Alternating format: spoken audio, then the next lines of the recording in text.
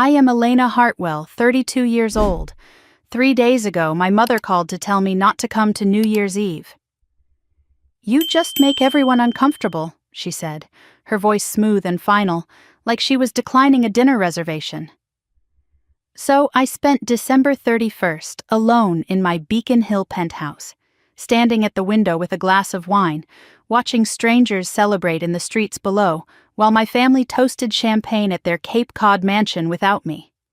The fireworks over Boston Harbor were beautiful. I watched them alone. At exactly 12:01 in the morning, my phone rang. My sister Victoria. Her voice was shaking in a way I had never heard before. Elena, what did you do? Dad is not breathing right.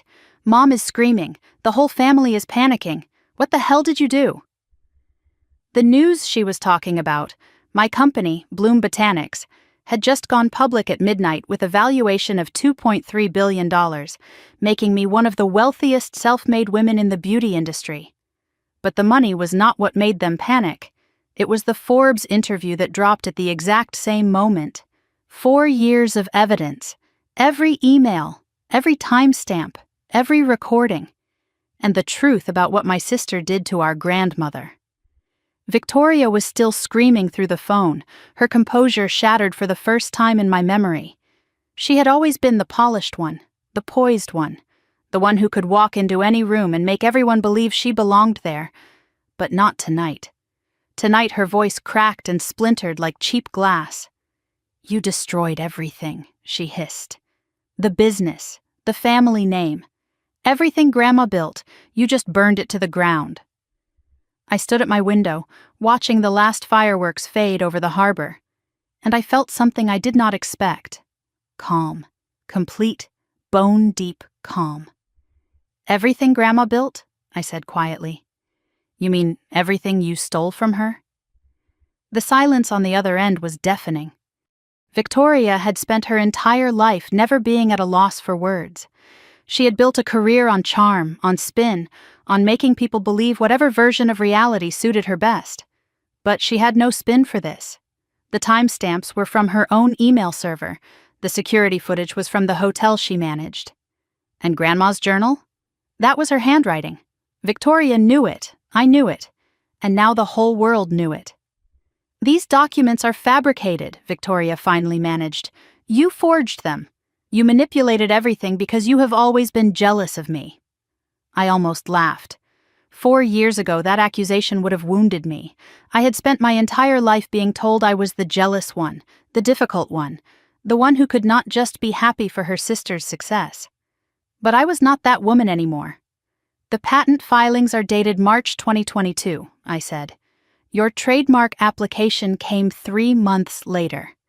Every formula in V-Beauty traces back to research I conducted in my apartment, research you accessed when you borrowed my laptop while I was in the bathroom. And Grandma's journal documents every threat you made to her in her final months. Every single one, Victoria. In her own handwriting. Another silence. I could hear her breathing, ragged and uneven. I will destroy you for this, she whispered. Her voice had dropped to something venomous, something that did not even pretend to be sisterly anymore. Whatever you think you have accomplished tonight, I will take it all away. I have done it before. I will do it again. I thought about all the things she had taken from me, my formulas, my fiancé, my place in our family, my grandmother's final months. You already tried, I said, 4 years ago. It did not work. I hung up before she could respond. For the first time in my life, I ended a conversation with my sister on my terms.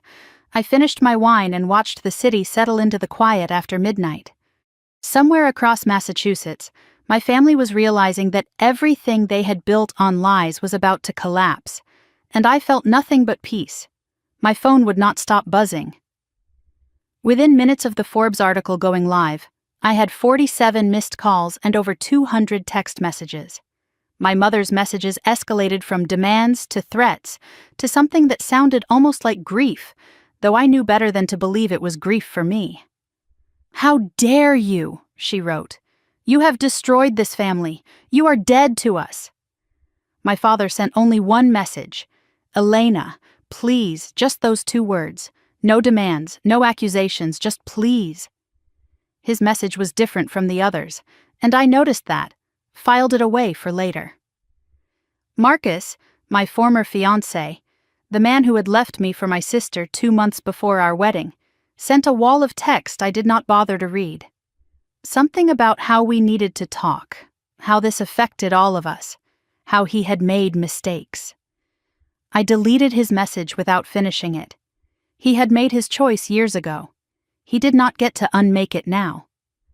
I walked through my penthouse, this apartment I had bought with money I earned, in a building where no one knew or cared about the Hartwell name. Everything here was mine. The furniture I had chosen, the art on the walls, the view of the harbor. I stopped at my desk, where a framed photograph sat in the center. My grandmother Grace, taken in her greenhouse 2 months before she died. Her eyes were kind but knowing, the way they always were, like she could see through every mask people wore. I picked up the frame and held it for a long moment. "I kept my promise, Grandma," I whispered to the empty room. "The truth is out now. They cannot bury it anymore." I set the photograph down and opened my laptop. The Forbes article was already going viral. Comments poured in faster than I could read them. Finally, someone exposed these trust fund frauds. This is the revenge story of the decade. Elena Hartwell is my new hero. I watched the share count climb past 10,000, then 20,000, then 50,000. By morning, everyone would know. By Monday, investigators would start asking questions. By next month, Victoria's empire would be rubble. But the public only saw the surface, the IPO, the billions, the dramatic midnight reveal. They did not know what it cost to get here.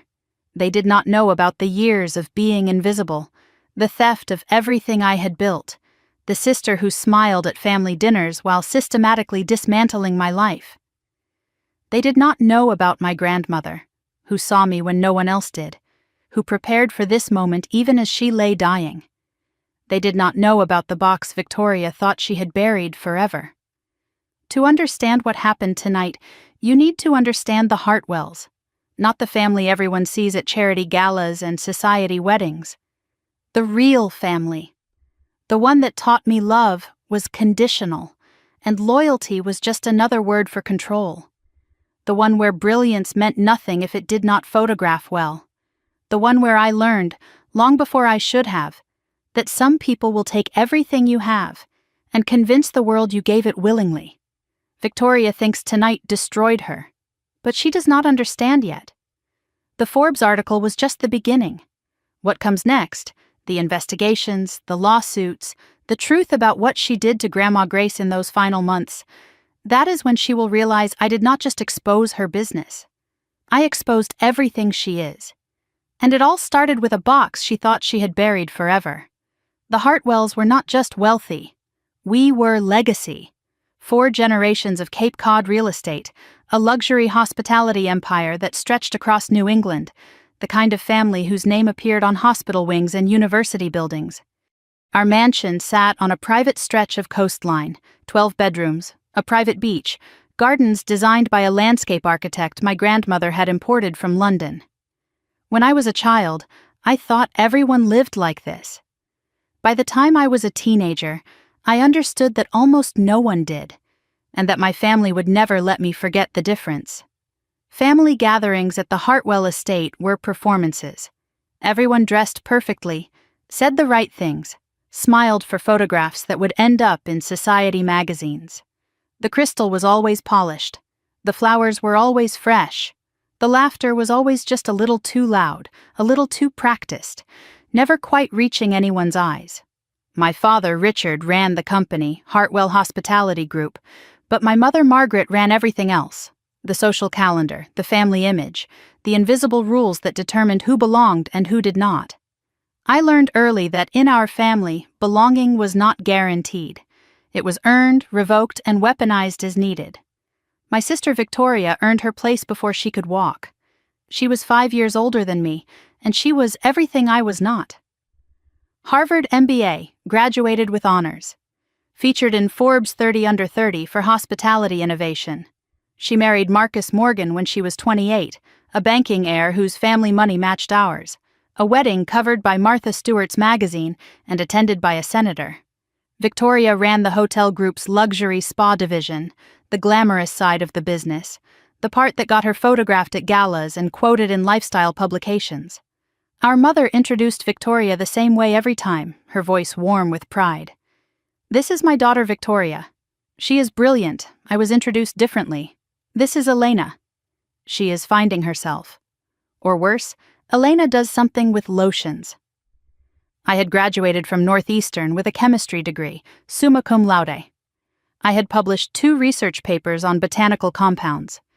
I had spent years developing formulations that could have changed the skincare industry. None of it mattered. Victoria got the corner office at Hartwell Hospitality. I got awkward silences when I mentioned my research. Victoria got our mother's jewelry, passed down in little ceremonies that felt like coronations. I got practical gifts, luggage, a slow cooker, things you give someone you expect to disappear. Every holiday, every family dinner, every phone call, the pattern repeated. Victoria's accomplishments were celebrated. Mine were dismissed. Victoria was the future of the company. I was the daughter who could not figure out her life. The message was constant and clear. Victoria was the heir. I was the spare. And spares, in families like ours, learned to make themselves small or learned to leave. But there was one person who saw me differently. My grandmother, Grace. She was 82 years old when I was in my mid-20s, the family matriarch who had built the original hotel empire with my grandfather before he died. Grace had sharp eyes, the same restless curiosity I recognized in myself, the same impatience with pretense. While family parties swirled inside the mansion, all air kisses and champagne and performances, Grace and I would slip away to her greenhouse. It sat at the edge of the property, glass panels catching the afternoon light, rows of lavender and chamomile and rosehip and calendula growing in perfect order. Grace knew every plant, every property, every remedy. "Your great-great-grandmother used these," she would tell me, her weathered hands moving gently among the leaves. Before there were fancy creams and expensive serums, there was this. She taught me to extract oils, to blend compounds, to understand the chemistry of nature.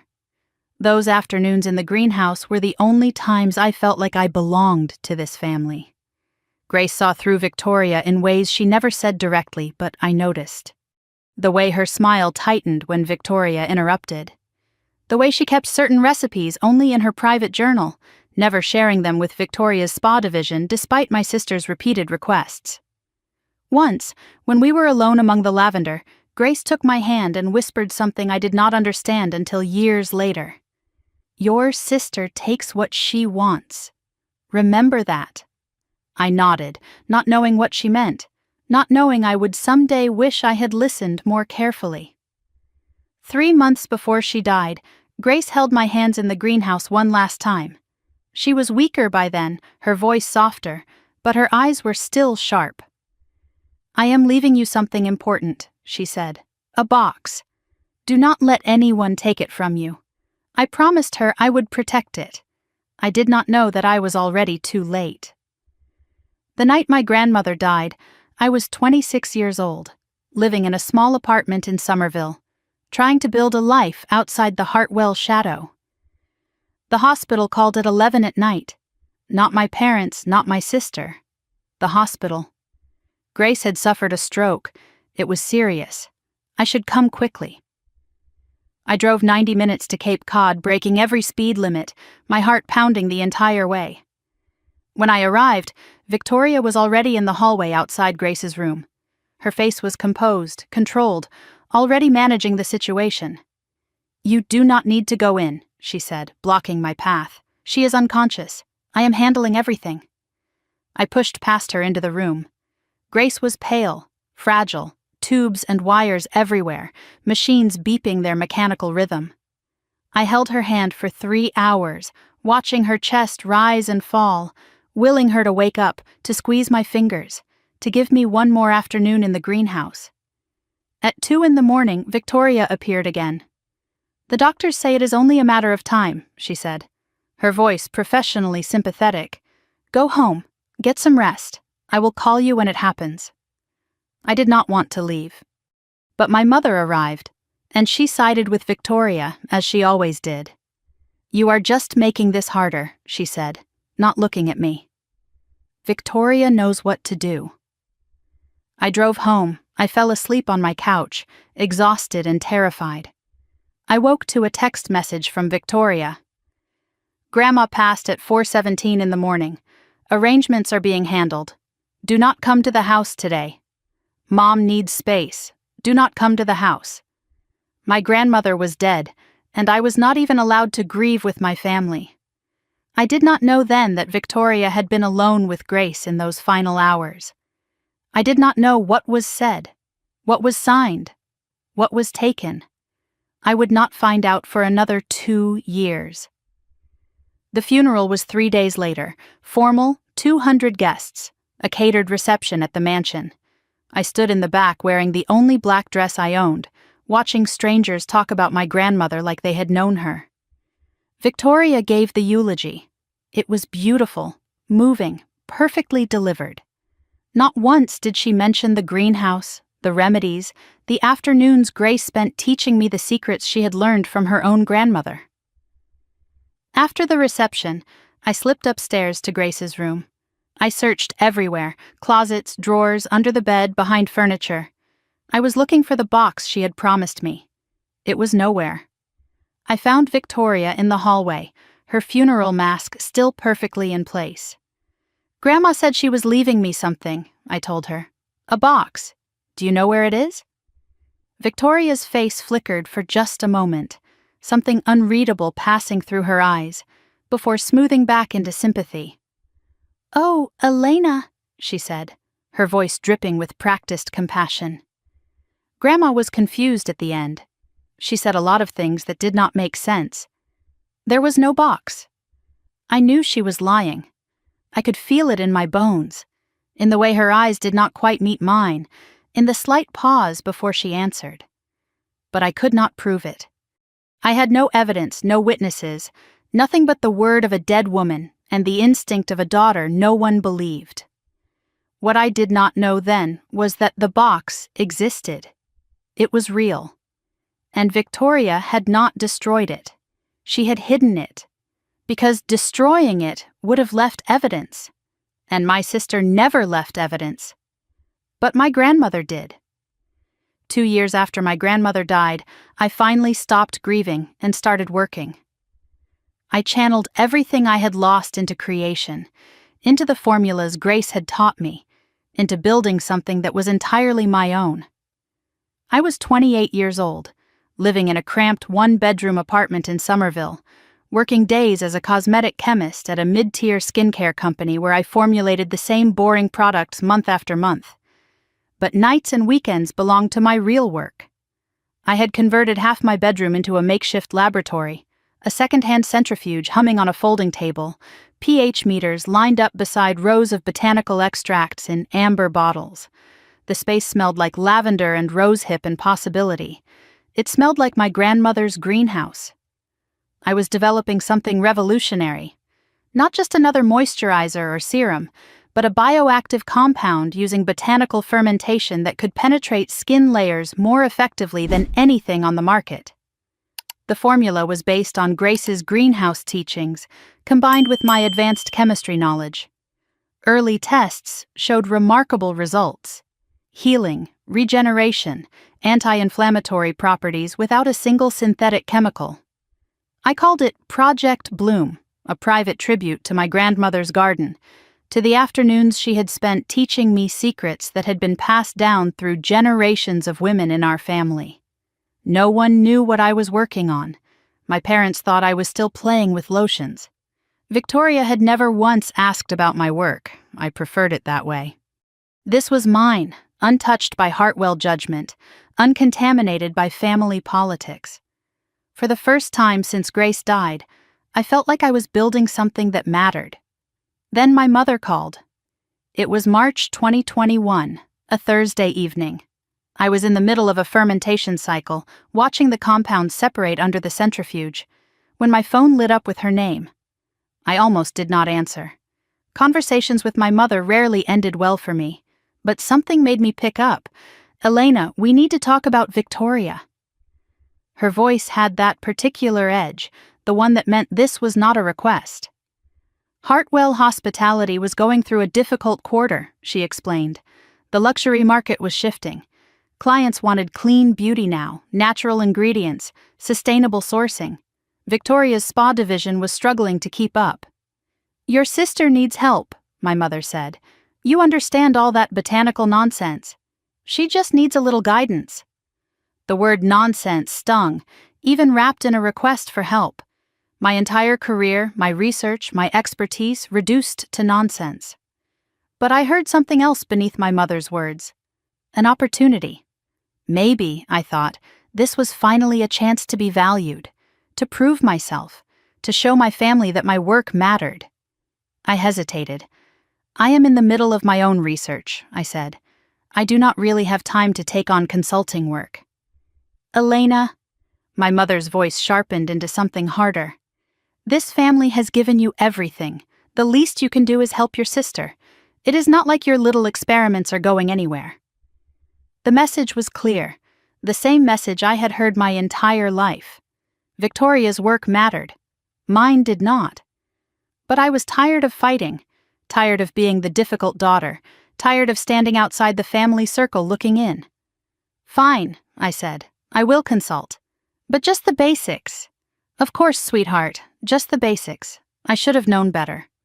I should have heard the satisfaction in her voice, the way she said just the basics like it was a private joke. But I wanted so badly to believe that this time would be different, that this time my family might actually see me. 2 weeks later, I arrived at Hartwell Hospitality's Boston headquarters, a glass tower on Atlantic Avenue with our family name etched in brushed steel above the entrance. Victoria's office was on the 14th floor, a corner suite with harbor views and fresh flowers on every surface. She greeted me with an air kiss, her perfume expensive and overwhelming. "Elena," she said warmly, "thank you so much for coming. This means everything." It was the first time in years that Victoria had seemed genuinely happy to see me. I wanted to believe it was real. I had prepared a basic presentation. General concepts about botanical chemistry, clean beauty trends, ingredient sourcing strategies. Nothing proprietary, nothing about Project Bloom. I was careful. I thought I was being smart. Victoria listened intently, taking notes in a leather-bound notebook, nodding at all the right moments. She asked questions, good questions actually, the kind that showed she was paying attention. What makes botanical fermentation different from synthetic compounds? How do you ensure stability without preservatives? What is the timeline from formulation to market-ready product? And then came the flattery. "Elena, this is incredible," she said, her eyes wide with what looked like genuine admiration. "I had no idea you knew so much. Why did you never tell us about this? You are basically a scientist, like a real one." I felt something unfamiliar, seen, appreciated, included. For the first time in my adult life, my sister was looking at me like I mattered. I started sharing more than I had planned. General frameworks, ingredient combinations, sourcing strategies, still nothing about my specific formula, but close, dangerously close. At one point, Victoria leaned forward with an innocent smile. "Do you have any samples? Something I could show the board?" I hesitated. "I am still in development," I said. "It is not ready for outside review." Of course. Victoria waved her hand dismissively. "Just curious. Maybe someday you will let me be your first investor." I laughed. I thought she was joking. She was not joking. Over the following weeks, Victoria called regularly. "Just checking in," she would say. "Thinking about what you said. Had a few more questions." I was flattered at first. Finally, a relationship with my sister. Finally, someone in my family who cared about my work. But the questions grew more specific with each conversation. What exact ratios do you use for the fermentation process? Where do you source your calendula? Your rose hip. Do you have your formulations written down somewhere? I would love to see your process. Something felt wrong, but I could not name it. Victoria had never cared about my work before. Why now? I started giving vague answers, deflecting the specifics. I am still experimenting. Nothing is finalized yet. Each time I deflected, Victoria's warmth cooled just slightly. Then she asked to visit my lab. I would love to see where the magic happens, she said brightly. See your little setup. Every instinct screamed no. My apartment was private. My work was private. But I did not know how to say no to family. I had never learned how. Victoria arrived on a Saturday morning, looking completely out of place in her designer coat and Hermes scarf, wrinkling her nose at the narrow stairwell. I showed her the makeshift lab, the equipment, the samples, the notebooks. She photographed everything. For inspiration, she said. She lingered at my desk near the laptop where all my formulations were stored. Her eyes moved across the screen, the files, the folders. Then she smiled. Can I use your bathroom? I said yes. I did not think anything of it. She was my sister. Victoria was in the bathroom for 12 minutes. I noticed because I was timing a fermentation sample. When she emerged, she was effusive. This is amazing, Elena. You are going to change the industry. I felt proud, validated, finally seen by someone in my own family. That night, after Victoria left, I sat down at my laptop to continue working. The screen was warm, recently used. I checked the file directory. Last accessed, 3:47 p.m. I had been standing with Victoria explaining my extraction process. At 3:47 p.m., my blood went cold. I opened my master formulation file, Project Bloom. Every iteration, every compound ratio, every proprietary detail of the formula I had spent 2 years developing. Last opened, 3:42 p.m. Someone had accessed my life's work, and there was only one person it could have been. My grandmother's voice echoed in my memory, words I had not understood until this moment. Your sister takes what she wants. Remember that. I had not listened then. I was listening now. I did not confront Victoria that night. I needed to think, to plan, to protect what was left. But one thing was already clear. The sister who had finally seemed to love me had only ever wanted what she could take, and she had taken everything. For 2 weeks I said nothing. I watched. I documented. I waited. Every night after work I sat at my laptop and saved screenshots of the file access logs, the metadata that proved someone had opened my formulations while I was standing in my own apartment showing my sister around. I backed up everything to an encrypted drive. I wrote down dates, times, details of every conversation Victoria and I had shared. I told myself I needed proof before I accused my sister. But the truth was simpler. I was terrified of what confrontation would cost me. I had spent my entire life trying to earn a place in my family. Accusing Victoria of theft meant giving up any hope of ever belonging. But I could not sleep. I could not focus at my day job. Every time I looked at Project Bloom, my life's work, I felt sick knowing that Victoria had her hands on it. My grandmother's voice echoed in my head. Your sister takes what she wants. Grace had known. Grace had tried to warn me, and I had walked right into the trap anyway, so desperate for approval that I had handed my sister the keys to everything I had built. 2 weeks after the laptop incident, I made my decision. I called Victoria. I need to talk to you, I said. In person. It is important. Her voice was breezy, unconcerned. Of course. Come by the office tomorrow. We can grab lunch. I did not want lunch. I wanted answers. I will be there at 10. Victoria's corner office looked the same as before. Harbor views, fresh flowers, everything polished and perfect. She was radiant that morning, new highlights in her hair, a designer dress that probably cost more than my monthly rent.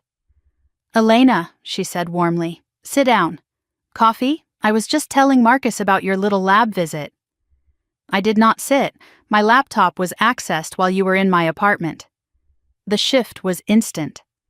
Victoria's smile froze for just a moment, then recalibrated into something that looked like confusion.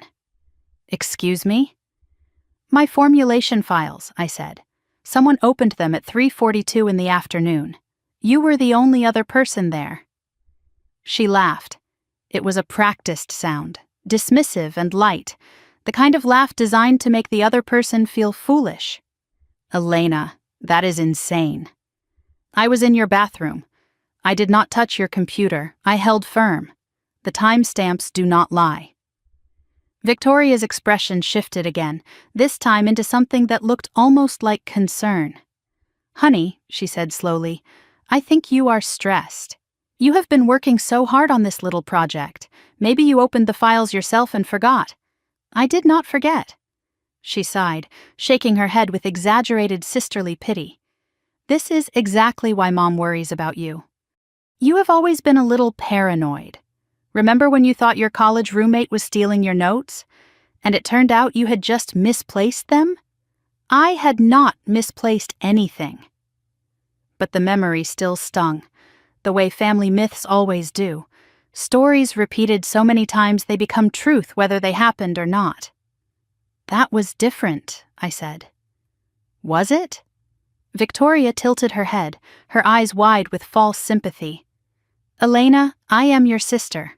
I would never steal from you. The fact that you would even suggest it honestly hurts." She was doing it.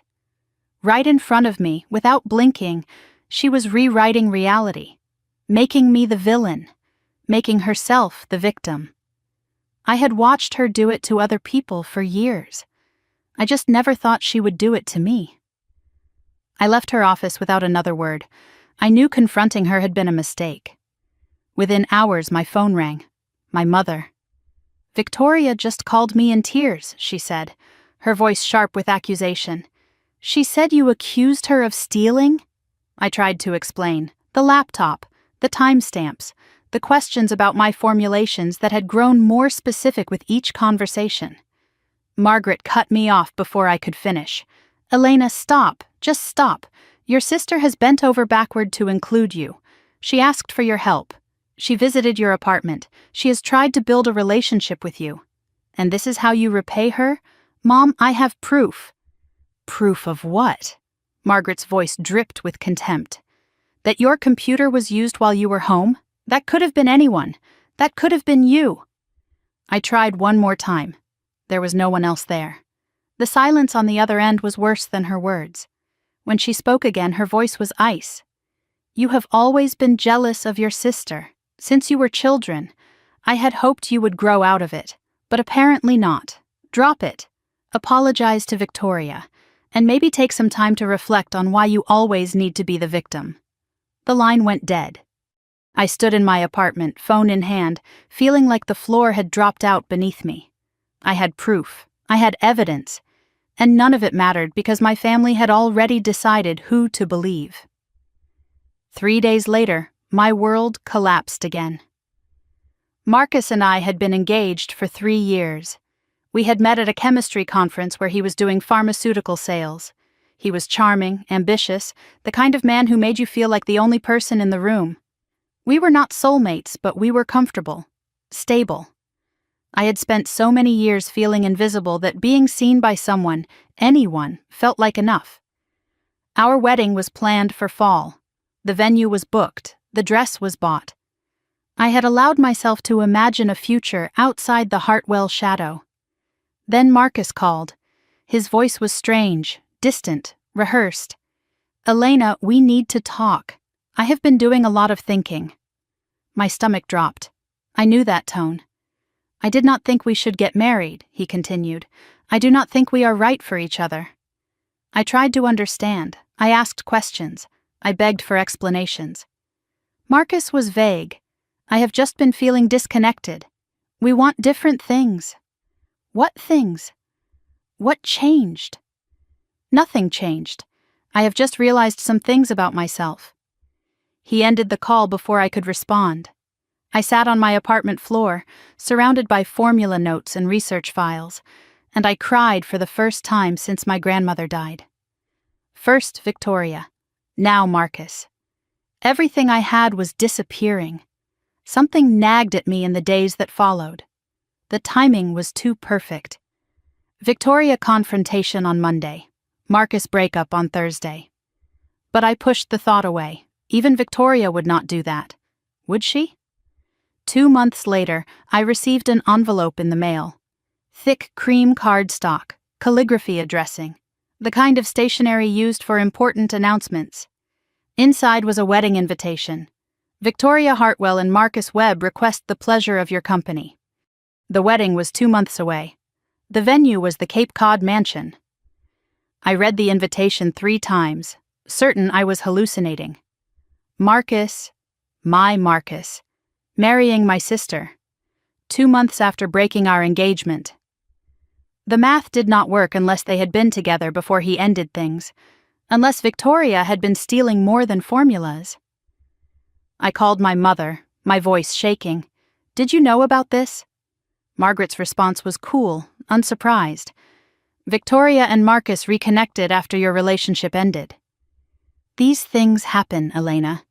You cannot blame them for finding happiness. They were together before he broke up with me. Do not be dramatic. You are just upset because you could not keep him. You could not keep him. Like Marcus was a possession I had misplaced. Like losing him was my failure, not their betrayal. 2 weeks before Victoria's wedding, I attended a Hartwell Hospitality charity gala. I stood in a corner, avoiding eye contact, counting the minutes until I could leave. A young woman in a hotel staff uniform approached me, nervous, looking over her shoulder. Miss Hartwell? Elena? Yes? I am sorry, she whispered. I am so sorry about what happened. I did not understand. Sorry about what? She glanced around, then spoke quickly, her voice barely audible. Your sister. She planned this for months. Marcus, the formulas, all of it. I heard her on the phone back in February, before she even visited your apartment. She told someone, by summer, I will have everything she has. Before I could respond, the woman disappeared into the crowd. I stood frozen, champagne warming in my hand. February, before the consultation, before the lab visit, before everything. Victoria had not stumbled into opportunity. She had orchestrated destruction, my work, my fiancé, my place in this family. All of it taken by design.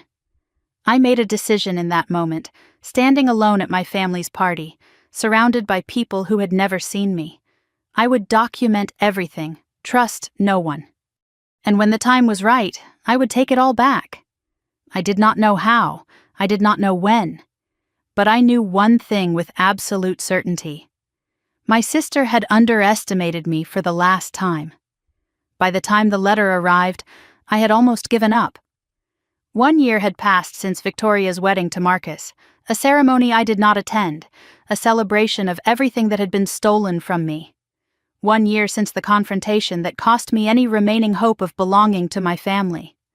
I had moved from Somerville to a smaller apartment in Cambridge, telling myself it was a fresh start, knowing it was really just a smaller life. I worked my day job at a generic skincare company, formulating products for someone else's vision, collecting a paycheck that barely covered rent. Project Bloom sat untouched on my hard drive, too painful to open, too precious to delete. I was 29 years old, and I felt like my life was already over. I had no contact with my family except obligatory holiday text messages that went unanswered on both sides. Friends had drifted away because I had pushed them away, embarrassed by everything that had happened, unable to explain why I had become so small. I spent my evenings alone, eating takeout in front of the television, trying not to think about the sister who had taken everything and the family that had let her. On a Thursday afternoon in early 2022, I checked my mailbox without expecting anything but bills and junk. There was a thick manila envelope mixed in with the usual stack. The return address read, Brennan and Associates, Attorneys at Law, Boston. I did not recognize the name. I almost threw it away, assuming it was some kind of scam or solicitation. But something made me open it. Call it instinct. Call it fate. Call it my grandmother reaching through time to tap me on the shoulder. Inside the envelope was a formal letter on heavy cream stationery, with a handwritten note clipped to the front. I read the typed letter first, my hands trembling before I finished the opening paragraph. Dear Ms. Elena Hartwell, I am writing to inform you of assets held in trust on your behalf by the late Grace Eleanor Hartwell. Your grandmother established a private trust 3 years before her death, separate from the Hartwell family estate and unknown to other family members. As sole beneficiary, you are entitled to liquid assets totaling $2.8 million, as well as the contents of a safe deposit box to be released upon your 30th birthday, or when circumstances warranted, whichever came first. I read the letter 3 times before the words made sense. $2.8 million. A private trust. Unknown to other family members.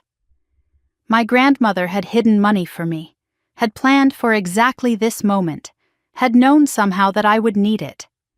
The handwritten note was clipped to the front of the letter, written in careful script on Thomas Brennan's personal stationery. Elena, it read, your grandmother asked me to watch over you. She said you would need this when things got hard. I believe that time has come. Please call my office to arrange a meeting. There is more you need to know. 3 days later, I sat in a leather chair at Brennan & Associates, a old Boston law firm with mahogany furniture and law books lining every wall. Thomas Brennan was 72 years old, with silver hair and kind eyes behind wire-rimmed glasses. He had been Grace's personal attorney for 40 years, since before I was born. He spoke carefully, like he had rehearsed this conversation many times. Your grandmother came to me in 2016, he said. She was concerned about family dynamics. He paused, choosing his words with precision.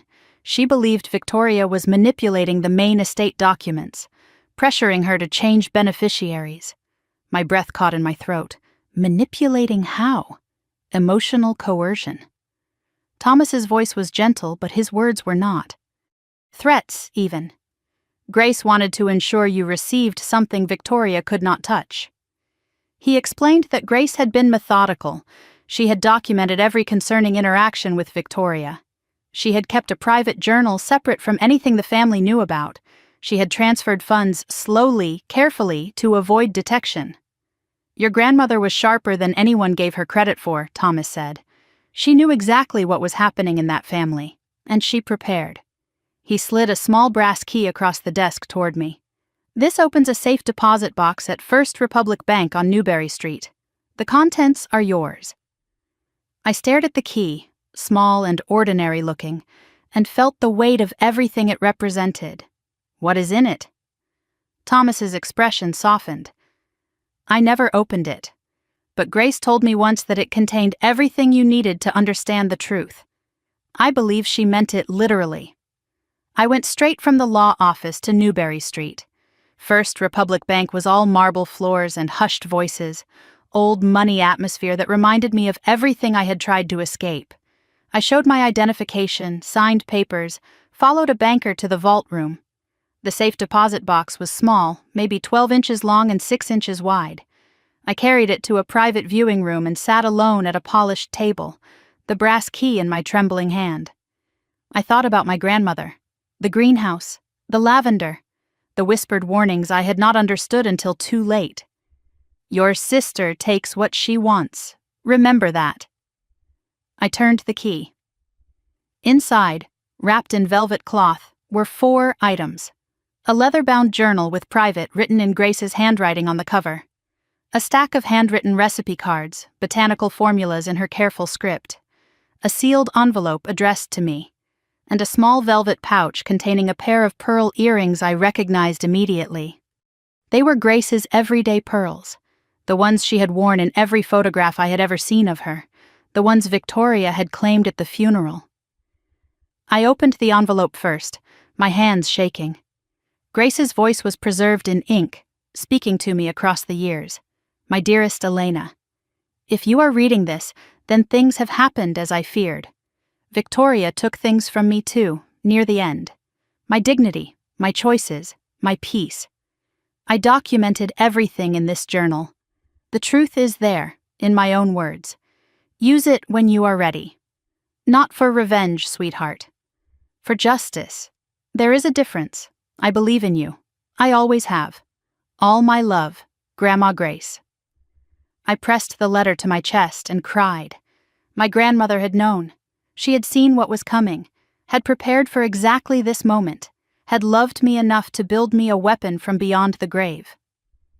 I opened the journal with reverent care. Grace had written in it for years. But the final months were different. Detailed, specific, dated, evidence. August 2019. Victoria visited today. She wants me to change the will again, remove Elena entirely.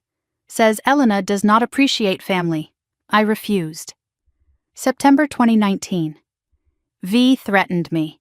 Said if I give Elena anything, she will make sure I die alone in a nursing home. She meant it. I saw it in her eyes. October 2019, 2 weeks before she died. I am not well. I know the end is coming. Victoria is here every day now, hovering, pressuring. She does not know about the trust. She does not know about this journal. Some secrets are worth keeping. The final entry was dated the day before Grace died. Elena visited today, but V sent her away. I tried to tell her about the box, but could not speak clearly. I hope she finds it. I hope she knows I never forgot her. I hope she fights. Tears streamed down my face as I read every word. My grandmother had been a prisoner in her final days. Victoria had isolated her, threatened her, taken everything. And Grace had fought back the only way she could, with documentation, with preparation, with love that outlasted her own life. I turned to the recipe cards, my grandmother's botanical formulas, the foundation of everything I had developed. But there was more. Notes in the margins in different ink. Elena's improvements. Calendula fermentation process. March 2020. Grace had been tracking my innovations, adding them to her own records. She had been building a paper trail of ownership that predated anything Victoria could claim. I now had everything I needed. $2.8 million in funding, a journal documenting Victoria's manipulation and threats, original formulas with timestamps predating any Hartwell hospitality claims. My grandmother's blessing to fight. I was not ready yet. I needed to build something first, something undeniable, something Victoria could not dismiss or destroy. But now I had the resources, the proof, the permission. I closed the journal and whispered to the empty room. Thank you, Grandma. I will not let you down, and I will not let her win. The money changed everything, but not in the way people think. When the $2.8 million from my grandmother's trust became accessible, I did not buy a new car or a bigger apartment.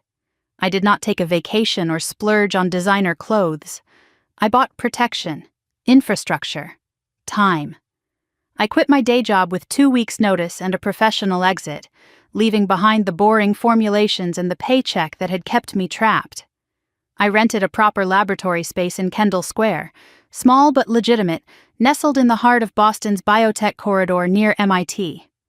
I purchased professional-grade equipment, centrifuges, spectrometers, climate-controlled storage units for my botanical compounds.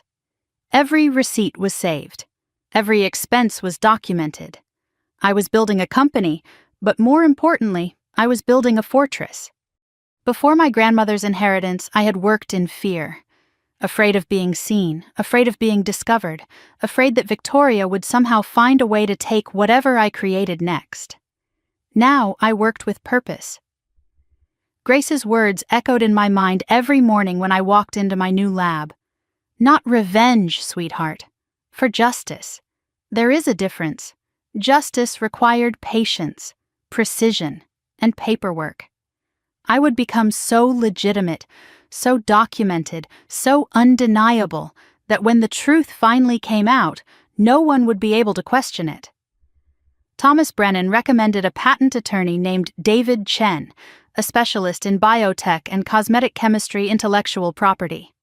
David was young and sharp, had worked with MIT startups, and understood both the science and the law. I met him at his office in the financial district, my portfolio of formulations in a leather bag on my lap. David reviewed my work with growing interest, flipping through pages of compound ratios and fermentation processes. "This botanical fermentation technique," he said slowly. "I have not seen anything like it in the commercial skincare space. This is genuinely innovative." I explained the origins. My grandmother's foundations, refined over decades. My own chemistry background, adding modern science to traditional knowledge. I showed him the timeline. Grace's original recipe cards with dates in her handwriting, my lab notebooks with time-stamped entries, photographs of early experiments in my Somerville apartment. David laid out the protection strategy with the precision of a general planning a campaign. File provisional patents immediately to establish priority dates. Document every iteration, every compound ratio, every test result. Create a paper trail so thorough that even the best lawyers cannot break it. He slid the forms across his desk toward me. "If anyone tries to claim your work," he said, "we will bury them in timestamps." March 15, 2022. I filed my first patent application. 14 claims covering the core fermentation process, key compound combinations, and delivery mechanisms. Every line of research, every formula iteration, legally and permanently mine. As I signed the final document, I thought about Victoria somewhere across the city, probably planning her next move. "Too late, sister," I whispered to myself. I got there first. I knew I could not build alone. Through MIT entrepreneurship networks, I found the partners who would become my family.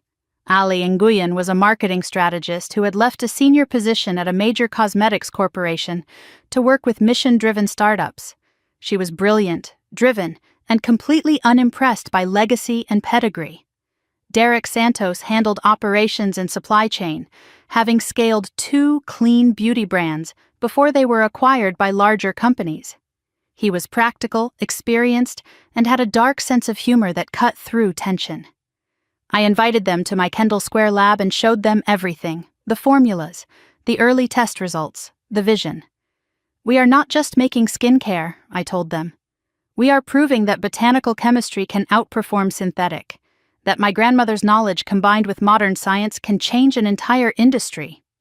Ally leaned forward, her eyes sharp with interest. "What is the catch? Why has no one funded this already?" I paused. Then I told them everything.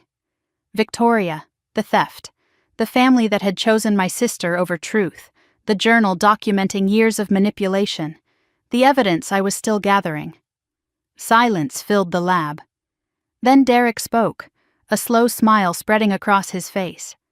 "So we are building something incredible, and we get to watch karma work in real time?" "Something like that." "I am in," he said immediately. Ali nodded. "Me too. Let us bury them." We incorporated Bloom Botanics in April 2022. I served as CEO and Chief Scientific Officer. Ally became Chief Marketing Officer. Derek took Chief Operations Officer. Equal partners with an aligned mission and no family complications. For the first time in years, I had people I could trust. People who saw my work for what it was worth. People who chose me. June 2022. I was in my lab reviewing fermentation cycles when Allie burst through the door with her phone in her hand. Her face was pale. "You need to see this." She held up the screen. A Hartwell Hospitality press release filled the display. V-Beauty by Victoria Hartwell. Revolutionary botanical skincare for the modern woman. My stomach dropped as I read the details. 6 products. Botanical fermentation technology. Nature meets luxury. The language was familiar. Too familiar. I pulled up the product descriptions and compared them line by line to my own research notes. The core claims mirrored my formulations. Not exactly, but close enough that I could see my own work underneath Victoria's branding. I checked the dates with growing fury. Victoria visited my apartment in April 2021. V-Beauty's trademark was filed in June 2021, 2 months later. Product development began in fall 2021. V-Beauty launched in June 2022. Every step tracked perfectly to Victoria's access to my files. The theft was not impulsive. It was a business plan. I wanted to scream. I wanted to call Victoria, to expose everything immediately, to burn down her empire before it could stand. But I forced myself to think. I had filed my patents in March 2022. Victoria's trademark was from June 2021. Trademarks protected brand names. Patents protected innovation. Victoria had a brand. I had the science. David Chen confirmed my thinking when I called him in a panic. Her products may use similar concepts, he said calmly, but your patents cover the actual innovation, the fermentation process, the compound combinations, the delivery mechanisms. When the time comes, we have her. I forced myself to be strategic. Victoria had Hartwell resources, family lawyers, media connections. A premature fight would be expensive and public with uncertain outcomes. Better to build, grow, become undeniable. Let her have her launch, I told myself. Let her think she won.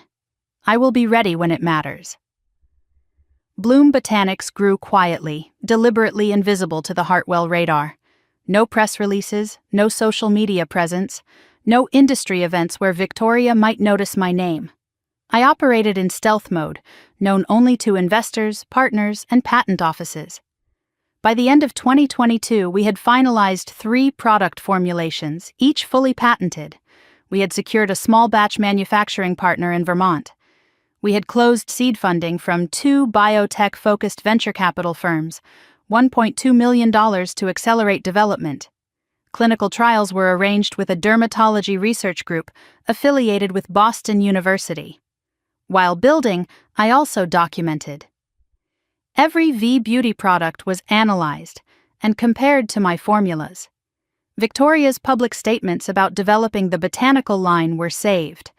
Hartwell Hospitality investor presentations mentioning V-Beauty's innovation were archived. Industry articles praising Victoria's groundbreaking work were filed away with bitter satisfaction.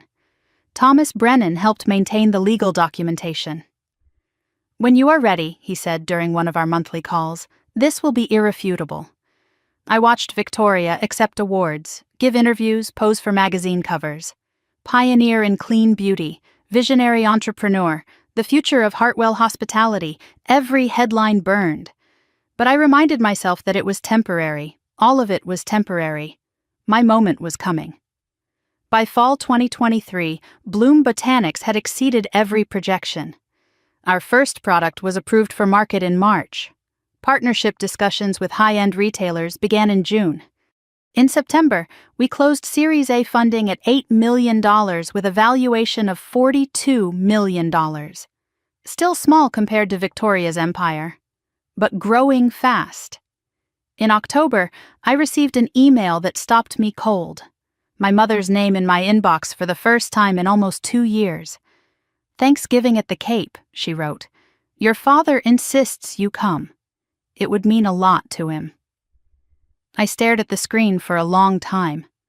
Part of me wanted to ignore it, to stay safe in the world I was building. But another part, the part that still remembered being that little girl desperate for approval, hesitated.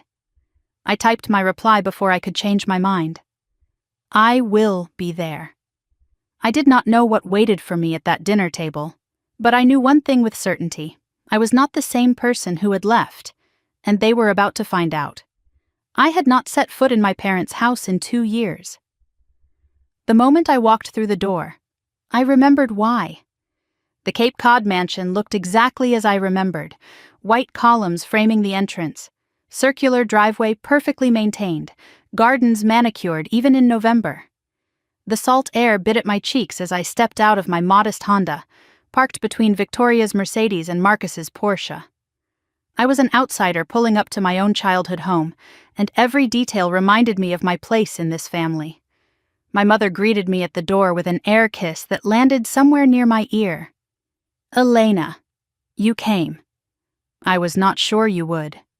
Her tone suggested she had been hoping I would not. The house looked the same inside, family portraits on the walls, fresh flowers in crystal vases, everything polished and perfect. But I noticed something that stopped me in the foyer. The photographs had been rearranged. My grandmother's portrait, which had hung in the main hallway for as long as I could remember, was gone. In its place hung Victoria's wedding portrait, Victoria and Marcus in soft focus, looking like a magazine advertisement for inherited wealth. I forced myself to keep walking, to smile, to play the role of the grateful daughter invited back into the fold. But my grandmother's absence from these walls felt deliberate. Erasure disguised as redecorating. The dining room was set for a performance. Long mahogany table, my grandmother's crystal and china, which Victoria had claimed after the funeral. Fresh flowers in silver vases. 12 guests arranged by my mother's careful social engineering. Family, business partners, a state senator who did something with zoning laws. The family accountant who had been laundering the Hartwell reputation for decades. I was seated at the far end of the table, near the door to the kitchen, next to my father's golf partner's wife, a woman whose name I had been told 4 times and still could not remember. Victoria sat at my mother's right hand, center of attention, glowing in a designer maternity dress that probably cost more than my first car. She was pregnant. I had heard through distant channels, but seeing her rounded belly made it real. She dominated the conversation from the first course onward, her voice carrying over the clink of silverware and polite murmurs. V-Beauty was expanding to 12 new hotel locations. Industry awards were being engraved with her name. Partnerships with luxury retailers were being finalized. "We have completely revolutionized botanical skincare," Victoria announced to the table, her hand resting on her belly in a gesture of maternal satisfaction. The response has been overwhelming. I kept my eyes on my plate, said nothing. Across the table, Marcus sat in his tailored suit, the picture of a devoted husband. He glanced at me once, just once, then looked away so quickly it was almost violent. He had not spoken a single word to me since our engagement ended. I wondered if he ever thought about it. Probably not. Men like Marcus rewrote history to make themselves the hero. As Victoria continued her monologue about disrupting the beauty industry, I noticed something that made my blood turn to ice. Around her neck, catching the candlelight, was my grandmother's emerald pendant, the one Grace had worn every day for 50 years, the one she had told me in her journal she wanted me to have. Victoria saw me staring. She smiled. Then she touched the pendant deliberately, her fingers lingering on the stone. "Beautiful, is it not? Grandma wanted me to have it. She said it suited me." I knew she was lying. Grace's journal had mentioned this necklace specifically, had written that it should go to Elena, the only one who understood its meaning. But I could not prove it here, not now, not surrounded by witnesses who would believe anything Victoria said. I looked down at my plate and said nothing. My mother stood to make introductions as the main course arrived. "Most of you know my daughter Victoria," she beamed, her pride radiating across the table. "CEO of V-Beauty, the fastest-growing division of Hartwell Hospitality. We are so proud of what she is building. She just closed partnerships with 2 major hotel chains and 3 luxury retailers." Applause rippled around the table. Victoria raised her wine glass with practiced humility, accepting the tribute as her due. "And this is Elena." My mother's voice changed, still pleasant but cooler, like she was introducing a distant relative no one had asked about. "Elena is in the skincare business as well. She is very bright, but she is not much for socializing." Polite smiles from the guests. One of them, a woman dripping with diamonds, leaned toward me. "Oh, which company?" Before I could answer, Victoria interrupted. "Elena has a little startup. Very niche. I keep telling her she should come work for V-Beauty. We could use her chemistry background." The condescension was surgical, delivered with a sisterly smile that fooled everyone except me. I felt every cut, every implication, little startup, niche, chemistry background, like I was some lab assistant who might be useful for grunt work. After the main course, my mother stood again. "I have wonderful news to share," she announced, her face glowing with anticipation. "Victoria and Marcus are expecting their first child. A boy, due in April." The table erupted in congratulations.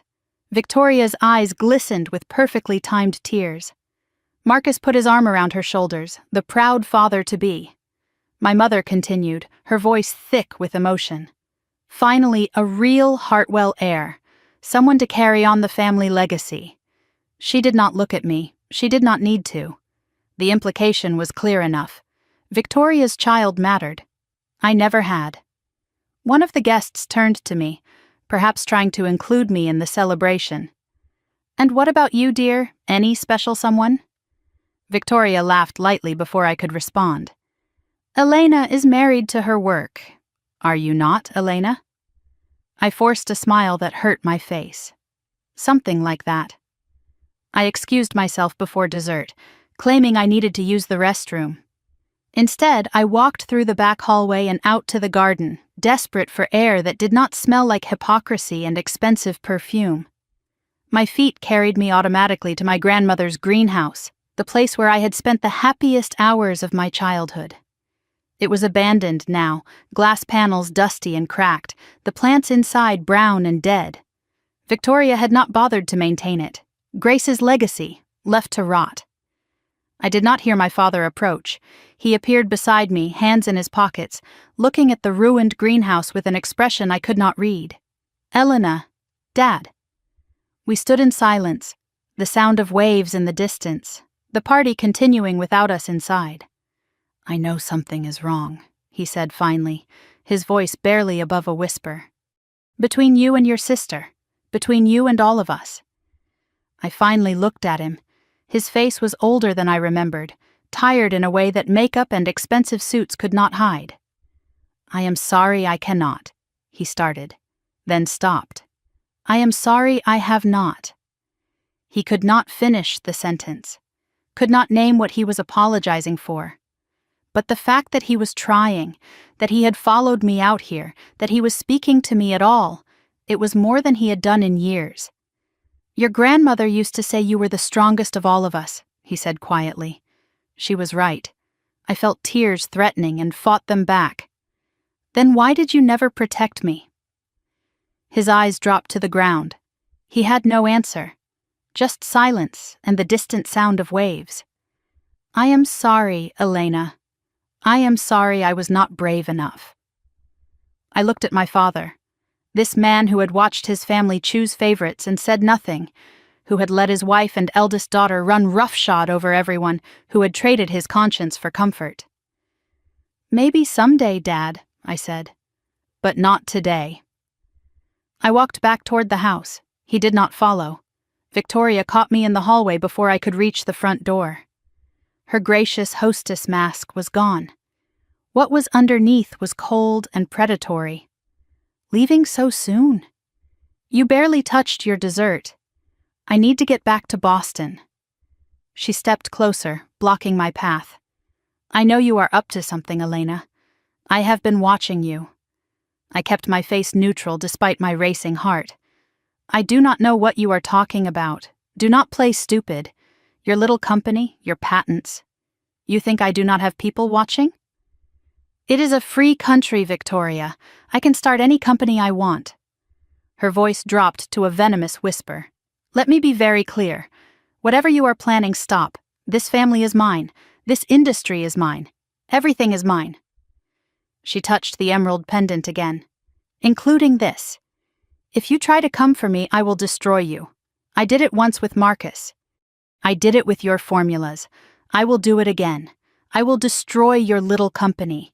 I will destroy your reputation. I will make sure you never work in this industry again. And this time, there will not be anything left to come back to." She was admitting it. Right here in our mother's hallway, without witnesses, she was confessing to everything. I looked at my sister, at the woman who had taken my work, my fiancé, my grandmother's love, and felt something unexpected. Not fear, pity. "You know what, Victoria? You are right about one thing." Her smile faltered slightly. "There will not be anything left. But not for me." I walked past her, opened the front door, and stepped into the cold November night without looking back. In the car, my hands shook on the steering wheel. I reached into my jacket pocket and pulled out my phone. The voice memo app was still running. I had started it when I saw Victoria approaching in the hallway. Her voice played back, crystal clear. I did it once with Marcus. I did it with your formulas. I made one call. Thomas Brennan. Thomas. It is Elena. I am ready. The Monday after Thanksgiving, I walked into Thomas Brennan's office with 4 years of evidence in a rolling suitcase.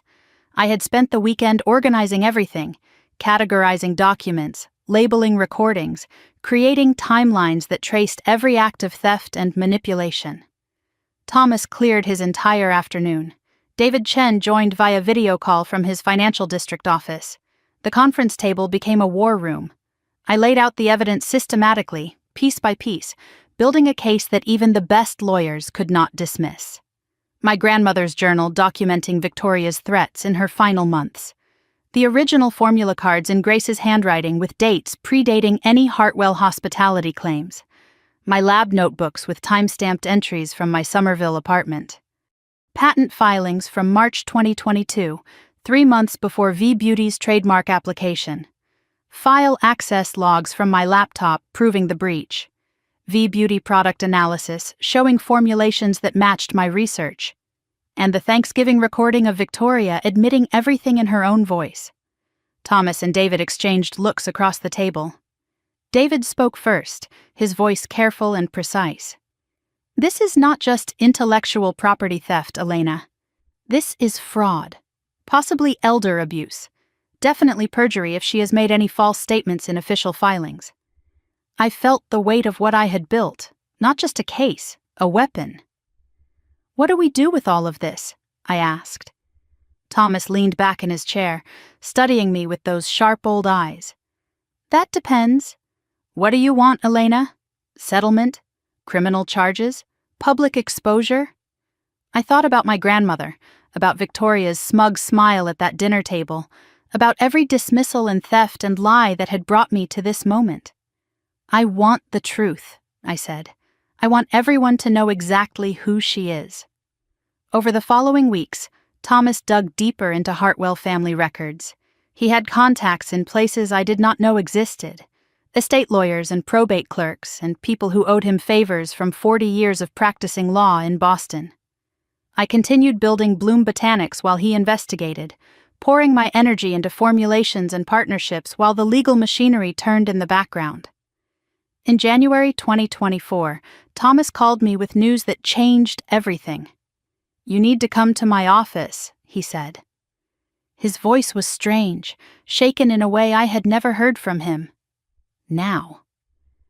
When I arrived, Thomas looked pale. On his desk were copies of documents I had never seen before, legal papers covered in signatures and notary stamps. I found something, he said. Something bigger than formula theft. He slid a document across the desk toward me. It was a codicil to my grandmother's will, dated 2 weeks before her death. It removed me from the estate entirely and transferred additional assets to Victoria. I stared at the signature at the bottom of the page. It looked like my grandmother's handwriting. But something was wrong. The letters were too careful, too deliberate, lacking the natural flow of Grace's script. This is not her handwriting, I said. Thomas nodded grimly. I had it analyzed by a forensic document examiner. The signature is forged. The room seemed to tilt around me. Victoria forged my grandmother's signature? It appears so. The original will, the one filed with probate, left you 30% of the estate. This codicil eliminated that entirely. I did the math in my head. 30% of Grace's estate was approximately $4 million. Victoria had not just stolen my formulas. She had stolen my inheritance, forging documents while our grandmother lay dying. Thomas continued, his voice heavy. There is more. Several bank transfers in Grace's final weeks, totaling over $2 million, moved from her personal accounts to a trust controlled by Victoria. The signatures on those authorizations also appear to be forged. I felt sick. Victoria had plundered our grandmother's accounts while the woman was too weak to stop her, had pressured her, threatened her, and when that was not enough, had simply taken what she wanted with a forged pen. This is elder abuse, Thomas said quietly. Financial exploitation. Forgery. These are felonies, Elena. I did not sleep for 3 days after Thomas's revelation. I walked through Cambridge at night, past the MIT buildings where I had once dreamed of changing the world, trying to process what my sister had done. Victoria had not just betrayed me. She had victimized a dying woman, our grandmother, who had loved us both, who had tried to protect me even at the end. Part of me wanted to go to the police immediately, but Thomas advised patience. Criminal charges take years, he said. Victoria has resources, lawyers, connections. She could tie this up in court until you are 40. The alternative was public exposure. Coordinate everything, the IPO, the evidence, the media. Make it impossible to bury. I started seeing a therapist that spring, a woman named Dr. Sarah Chen, who came recommended by a friend from my MIT days. In our first session, I unloaded everything, the family, the theft, the forged documents, the weight of carrying this secret while building a company. Dr. Chen listened without judgment, then asked me a question that cut through all the noise. What do you want? Not justice in the abstract. What do you want? I thought for a long moment before answering. I want to stop being invisible. I want the truth to matter, and I want to know I did this the right way, not just the angry way. Dr. Chen nodded. Then we have work to do. While I built my legal case, Bloom Botanics exploded. We launched 3 hero products in March 2024, and clean beauty influencers discovered them organically within weeks. Sales exceeded projections by 400% in the first quarter. Industry press started noticing. The startup that came from nowhere, one headline read. Investors circled like sharks, Series B discussions filling my calendar. Major retailers reached out, Sephora and Nordstrom and Credo Beauty, all wanting to carry our products. I did no interviews, maintained minimal public profile. But whispers started spreading through the industry. Who is Elena Hartwell? Any relation to the Hartwell Hospitality Hartwells? In June, Victoria called me directly for the first time in months. Her voice was pleasant, controlled, the polished hostess mask firmly in place. Elena, congratulations on your little company's success. I have been following along. Thank you. I think we should talk. Sister to sister. Maybe there is a way we can collaborate. I almost laughed. Victoria was scared. I could hear it underneath the polish, the slight tremor in her voice that her corporate training could not quite hide. I do not think that is a good idea. Elena, whatever happened between us, that was years ago. We are family. Surely we can find common ground. I have to go, Victoria. Good luck with V Beauty. I hung up before she could respond. My hands were steady. Victoria reaching out meant she had heard rumors, knew something was coming even if she did not know what. Good. Let her worry. Let her lose sleep for once. In July, I received an email from Forbes magazine. A journalist named Rachel Morrison was writing a piece about women disrupting the beauty industry. She wanted to profile me and Bloom Botanics. My first instinct was to decline, to stay invisible until I was ready. But then I realized this was the platform I had been waiting for. I met Rachel at a coffee shop in Cambridge. She was sharp and experienced, exactly the kind of journalist who could handle a story this complicated. We talked about Bloom Botanics, about clean beauty, about my chemistry background. Then she asked the question I had been waiting for. So, what is the story with your family? Any connection to Hartwell Hospitality? I paused, weighed my options. Off the record? Rachel closed her notebook. I nodded and began to talk. When I finished, she was silent for a long moment. This is a major story, she said finally. Fraud, forgery, corporate theft, family betrayal. I know. If you are willing to go on record, with documentation, this could be one of the biggest exposés in the beauty industry in years. I thought of my grandmother, of her journal, of her words about justice. Not revenge, sweetheart, for justice. I am willing, I said, but I want to control the timing. When? New Year's Eve, midnight, when my company goes public. Rachel's eyes widened. She understood what I was planning, the symmetry, the impact, the poetry of it. I returned to my war council that week, Thomas Brennan, David Chen, Allie, Derek, everyone gathered around my conference table. I presented the plan. Bloom Botanics IPO scheduled for December 31st, 2024. Forbes article embargo lifts at midnight, the same moment. Evidence package provided to the journalist with full documentation. Legal team prepared for Victoria's inevitable response. Thomas raised concerns. Victoria will sue. The family will close ranks. This could get ugly. It is already ugly, Thomas. It has been ugly my whole life. The difference is now everyone else will see it. David added his assessment. From an intellectual property standpoint, we are bulletproof. The patents predate everything Victoria claims. She cannot touch Bloom Botanics. Allie leaned forward. And from a PR standpoint? Elena, you are about to become a symbol. Underdog defeats corporate family. This story writes itself. Derek, ever practical, looked around the room. So we are really doing this? No turning back? I looked at the people who had believed in me when my family did not. These were my real partners, my real family. We are doing this. New Year's Eve, midnight. I thought of my grandmother's letter. Not revenge, sweetheart, for justice. This is for grace. 4 months until midnight, 4 months until the truth. I had waited 32 years for this moment. I could wait a little longer. 1 week before I would become a billionaire, my mother called to tell me I was not welcome at Christmas. It was December 18th, 2024. I was in my Cambridge apartment, reviewing the final IPO documents that would change everything, when my phone lit up with her name. I almost did not answer. Conversations with my mother never ended well. But something made me pick up. Maybe habit. Maybe the last stubborn ember of hope that refused to die. Her voice was brisk, businesslike, the tone she used for dismissing staff and declining invitations. Elena, I am calling about Christmas. We think it is best if you do not come this year. I was not surprised, but the words still landed like a blow. May I ask why? Victoria is under tremendous stress. The pregnancy has been difficult. Your presence would only upset her. The pregnancy. Victoria had given birth in April. Her son was now 8 months old. This had nothing to do with pregnancy stress and everything to do with what my mother sensed was coming. This is about Victoria's comfort, I said carefully.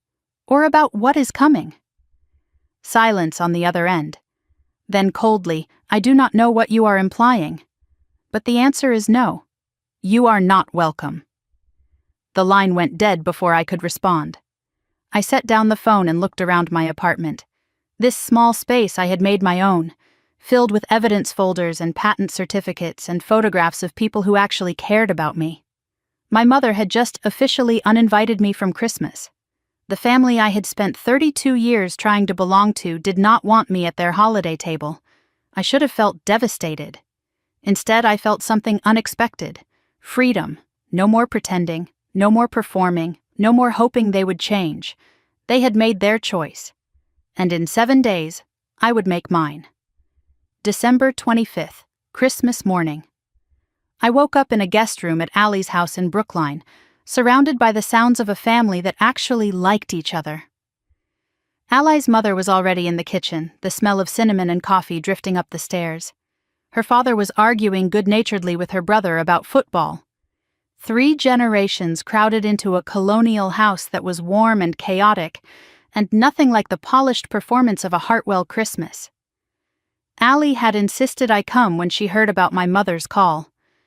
You are not spending Christmas alone, she said. That is not happening. Derek was there too, along with 2 other Bloom Botanics team members who had nowhere else to go. Dr. Sarah Chen stopped by in the afternoon with a tin of homemade cookies and a hug that lasted longer than professional boundaries probably allowed.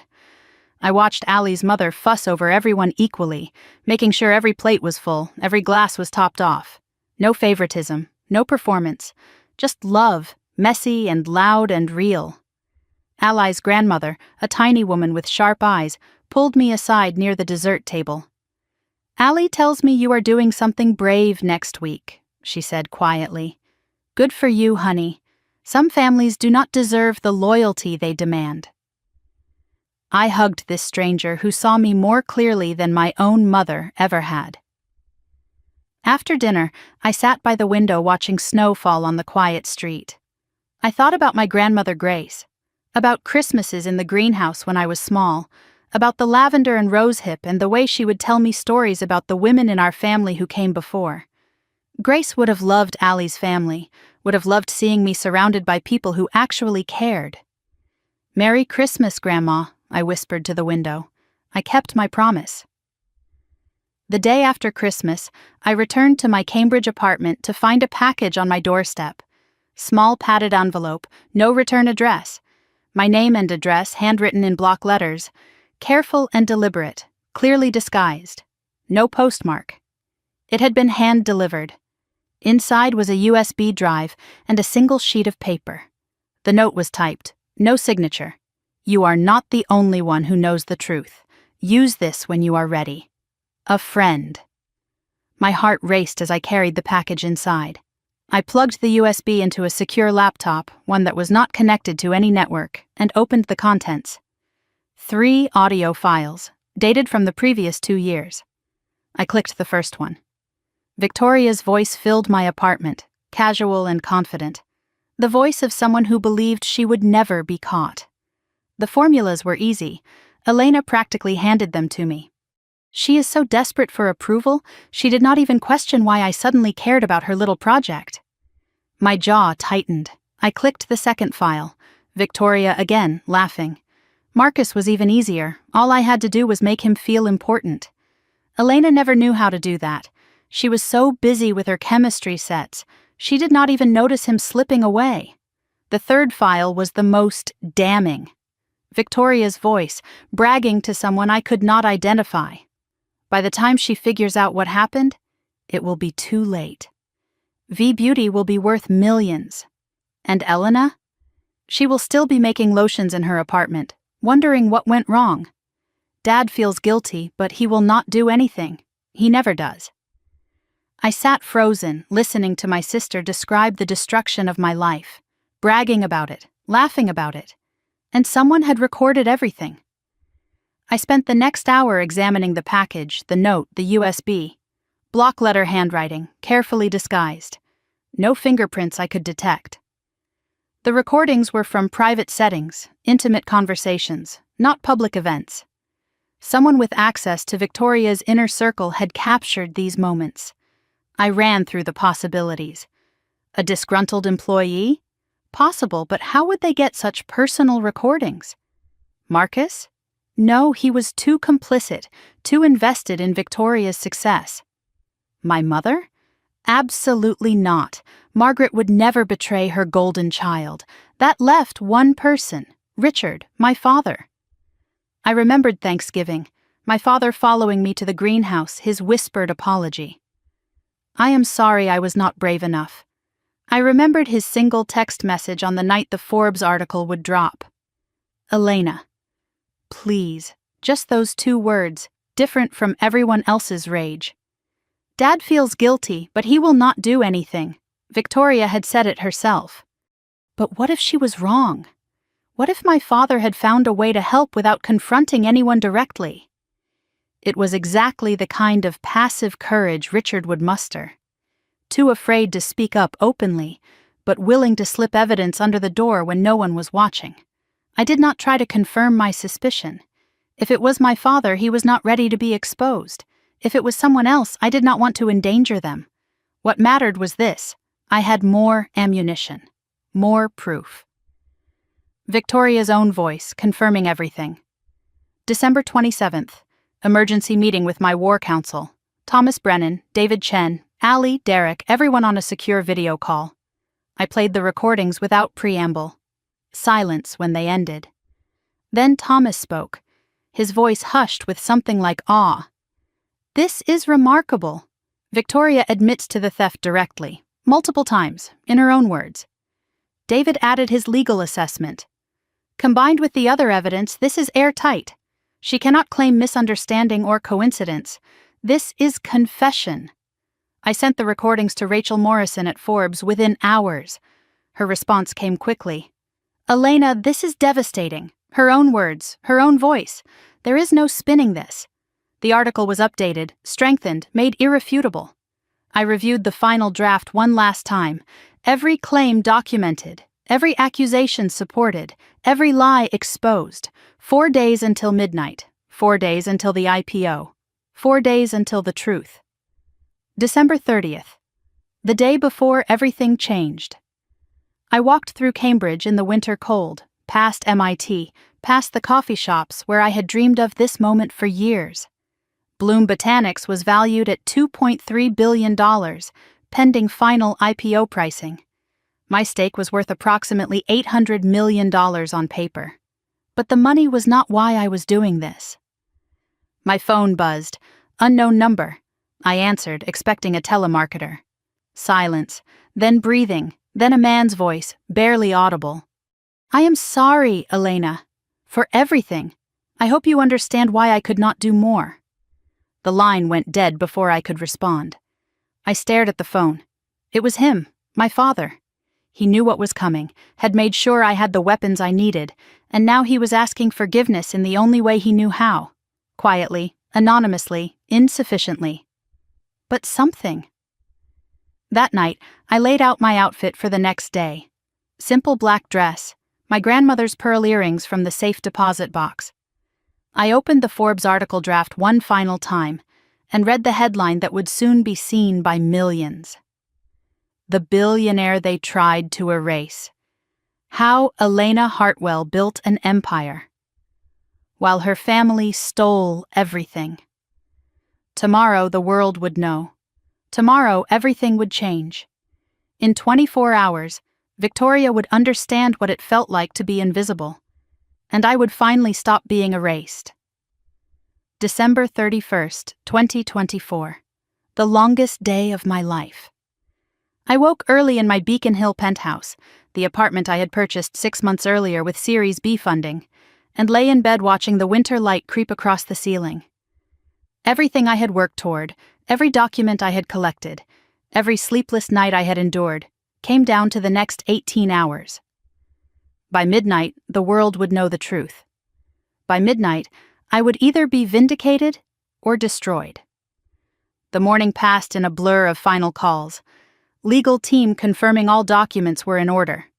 PR team reviewing response protocols for every possible scenario. IPO bankers walking me through the mechanics of going public at midnight, an unusual timing that had raised eyebrows but ultimately been approved. Everyone was ready. The machinery was in motion.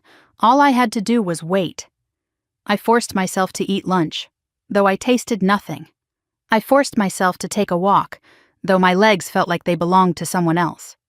I returned to my apartment and reviewed the Forbes article one final time, Rachel Morrison's masterpiece of investigative journalism.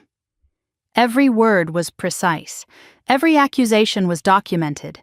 Every truth was ready to surface. At 6 in the evening, I dressed carefully. Simple black dress, elegant but understated. My grandmother's pearl earrings, recovered from the safe deposit box, cool against my skin. I opened a bottle of wine, the same vintage Grace had served at her last birthday party, and poured myself a glass. At 6:15, Allie and Derek called to check in. "You okay?" Allie asked. "I will be. In 6 hours." Derek's voice was warm through the phone. "We are watching the IPO tracker. The whole team is. You are not alone tonight, Elena." I smiled despite everything. I know, that is the difference. As night fell, I stood at my floor-to-ceiling windows and watched Boston spread out below me. Holiday lights still twinkled on buildings. Distant celebrations echoed from the streets. Somewhere on Cape Cod, my family was gathering for their New Year's Eve party. Champagne chilling, canapes arranged, Victoria holding court in designer maternity wear while everyone admired her infant son. They had no idea what was coming. At 11:30, my phone buzzed with a text message from an unknown number. I recognized the pattern immediately, the same anonymous contact who had sent the recordings. But this time the message was longer. It was me. I sent the recordings. "I am sorry for everything. For my silence, my cowardice, My failure to protect you. Your grandmother would be proud of you tonight. I am too, even if I do not deserve to say it. Whatever happens next, know that I finally chose correctly. Dad. I read the message 3 times, my eyes blurring with unexpected tears. My father, the passive bystander, the silent witness to decades of favoritism and cruelty. He had finally acted, in his own quiet, insufficient way. But he had acted. I did not respond. Not yet. There would be time for that conversation later. I thought about everyone who had brought me to this moment. Grace, who saw me and prepared for this. Thomas and David, who built the legal fortress. Ale and Derek, who believed in the vision when it was just an idea in a cramped lab. Dr. Chen, who helped me find myself again. And now, unexpectedly, my father, too little and too late. But something. 30 minutes until midnight. 30 minutes until the truth. I watched the clock on my laptop, the IPO tracker beside it showing Bloom Botanics at its final private valuation of $2.3 billion. My stake was worth approximately $850 million. At midnight, trading would begin, the company would go public, and these numbers would become real. 11:59. I held my breath. 12:00. The clock struck midnight. Fireworks exploded over Boston Harbor, visible through my windows, cascading colors reflected in the dark water. My laptop pinged. IPO live. First trades executing. Simultaneously across the internet, the Forbes embargo lifted. Rachel Morrison's article went live. The billionaire they tried to erase. How Elena Hartwell built an empire while her family stole everything. I watched the story spread in real time, refreshing social media as the shares multiplied. 10,000, 20,000, 50,000. The headline began trending within minutes. Comments poured in faster than I could read. This is the revenge story of the decade. Finally, someone exposed these trust fund frauds. The receipts are devastating. Key excerpts from the article flashed across my screen as people quoted and shared. Victoria Hartwell built V-Beauty on stolen formulas. Forged documents reveal elder abuse of grandmother Grace Hartwell. Audio recordings capture Victoria Hartwell admitting to theft and manipulation. Patent filings prove Elena Hartwell's work predates her sister's claims by 2 years. I raised my wine glass to the window, to the fireworks, to my grandmother's memory. Happy New Year, Grandma. Then my phone started ringing. Victoria called at 12:01. I let it go to voicemail. Her voice came through shaking with rage, all polish stripped away. Elena, what did you do? What the hell did you do? Dad is not breathing right. Mom is screaming. The whole family is panicking.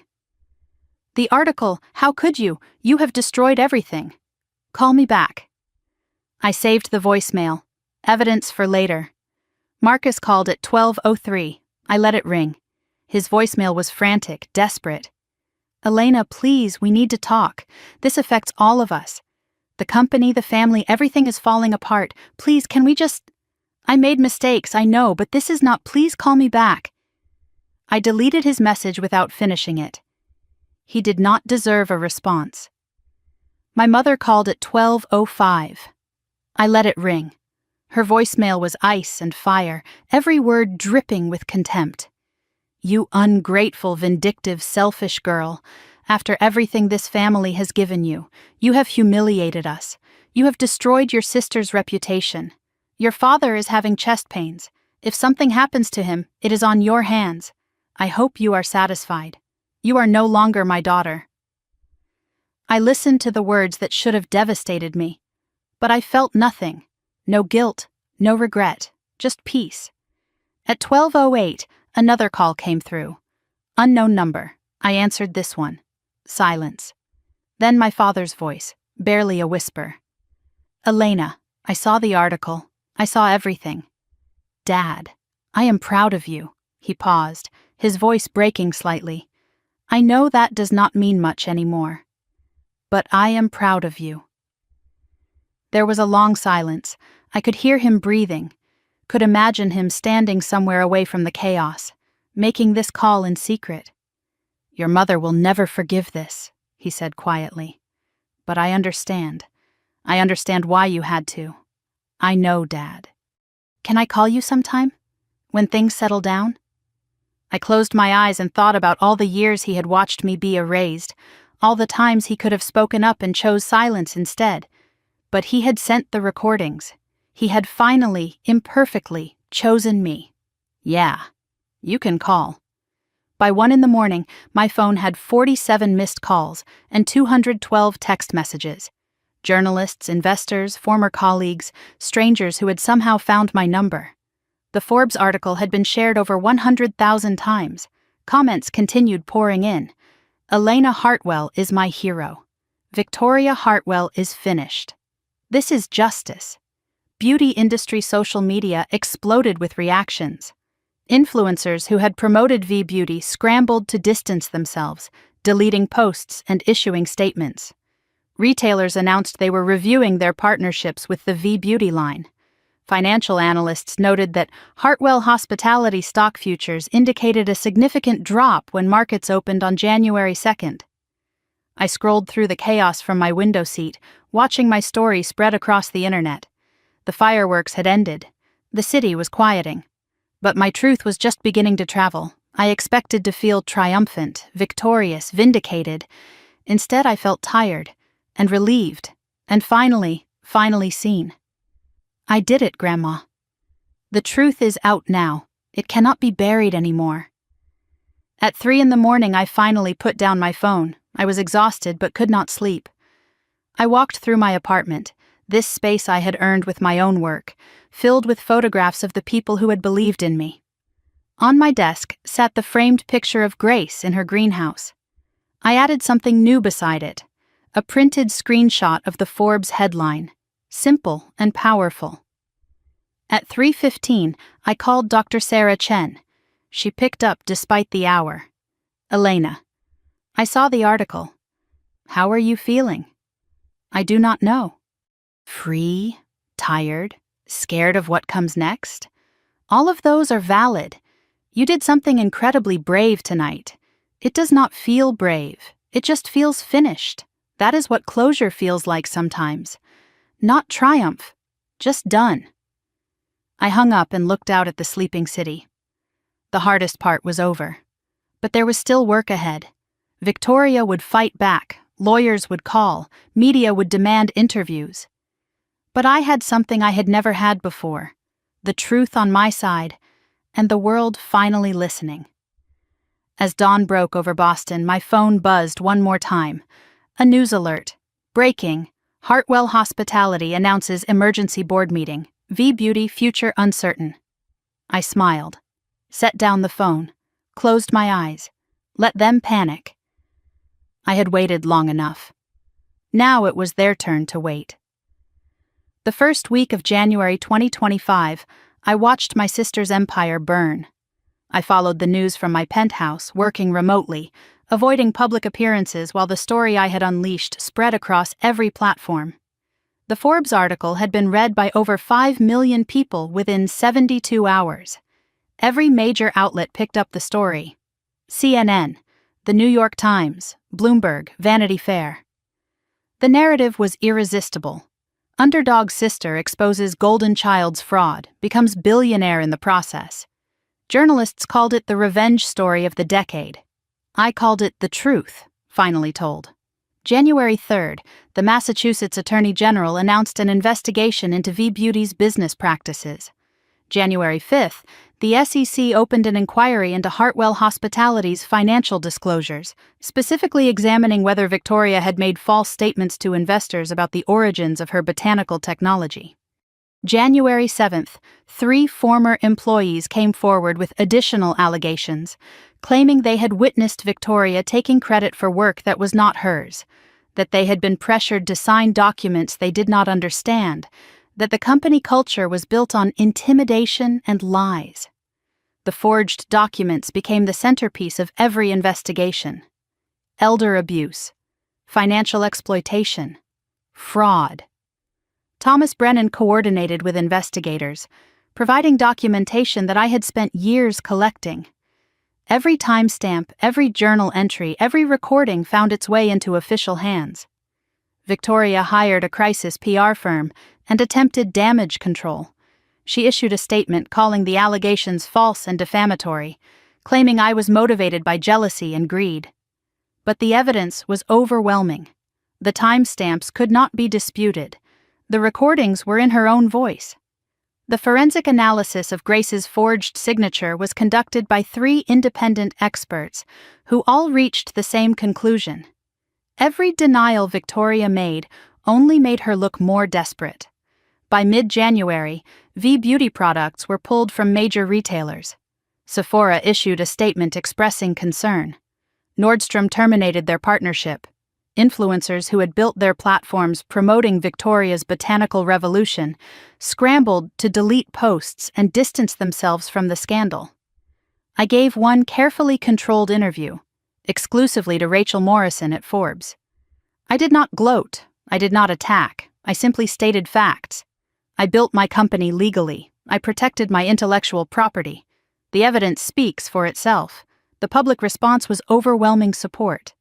Comments flooded in from women who had experienced similar betrayals, who had been stolen from by family members, who had been gaslit into believing they were the problem. January 15th, Hartwell Hospitality held an emergency shareholder meeting. The family's luxury hotel empire, built over 4 generations, faced an existential threat. Stock price dropped 42% in 2 weeks. Board members resigned. Investors fled. Partners terminated contracts. The Hartwell name, once synonymous with old money prestige and impeccable taste, became synonymous with fraud and family betrayal. Late January, a courier arrived at my door with a thick envelope.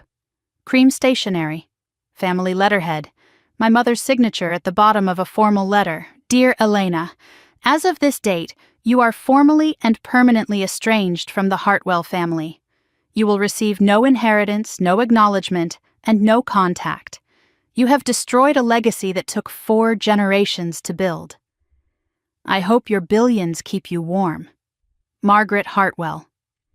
I read the letter once, filed it with the rest of the evidence. I felt nothing.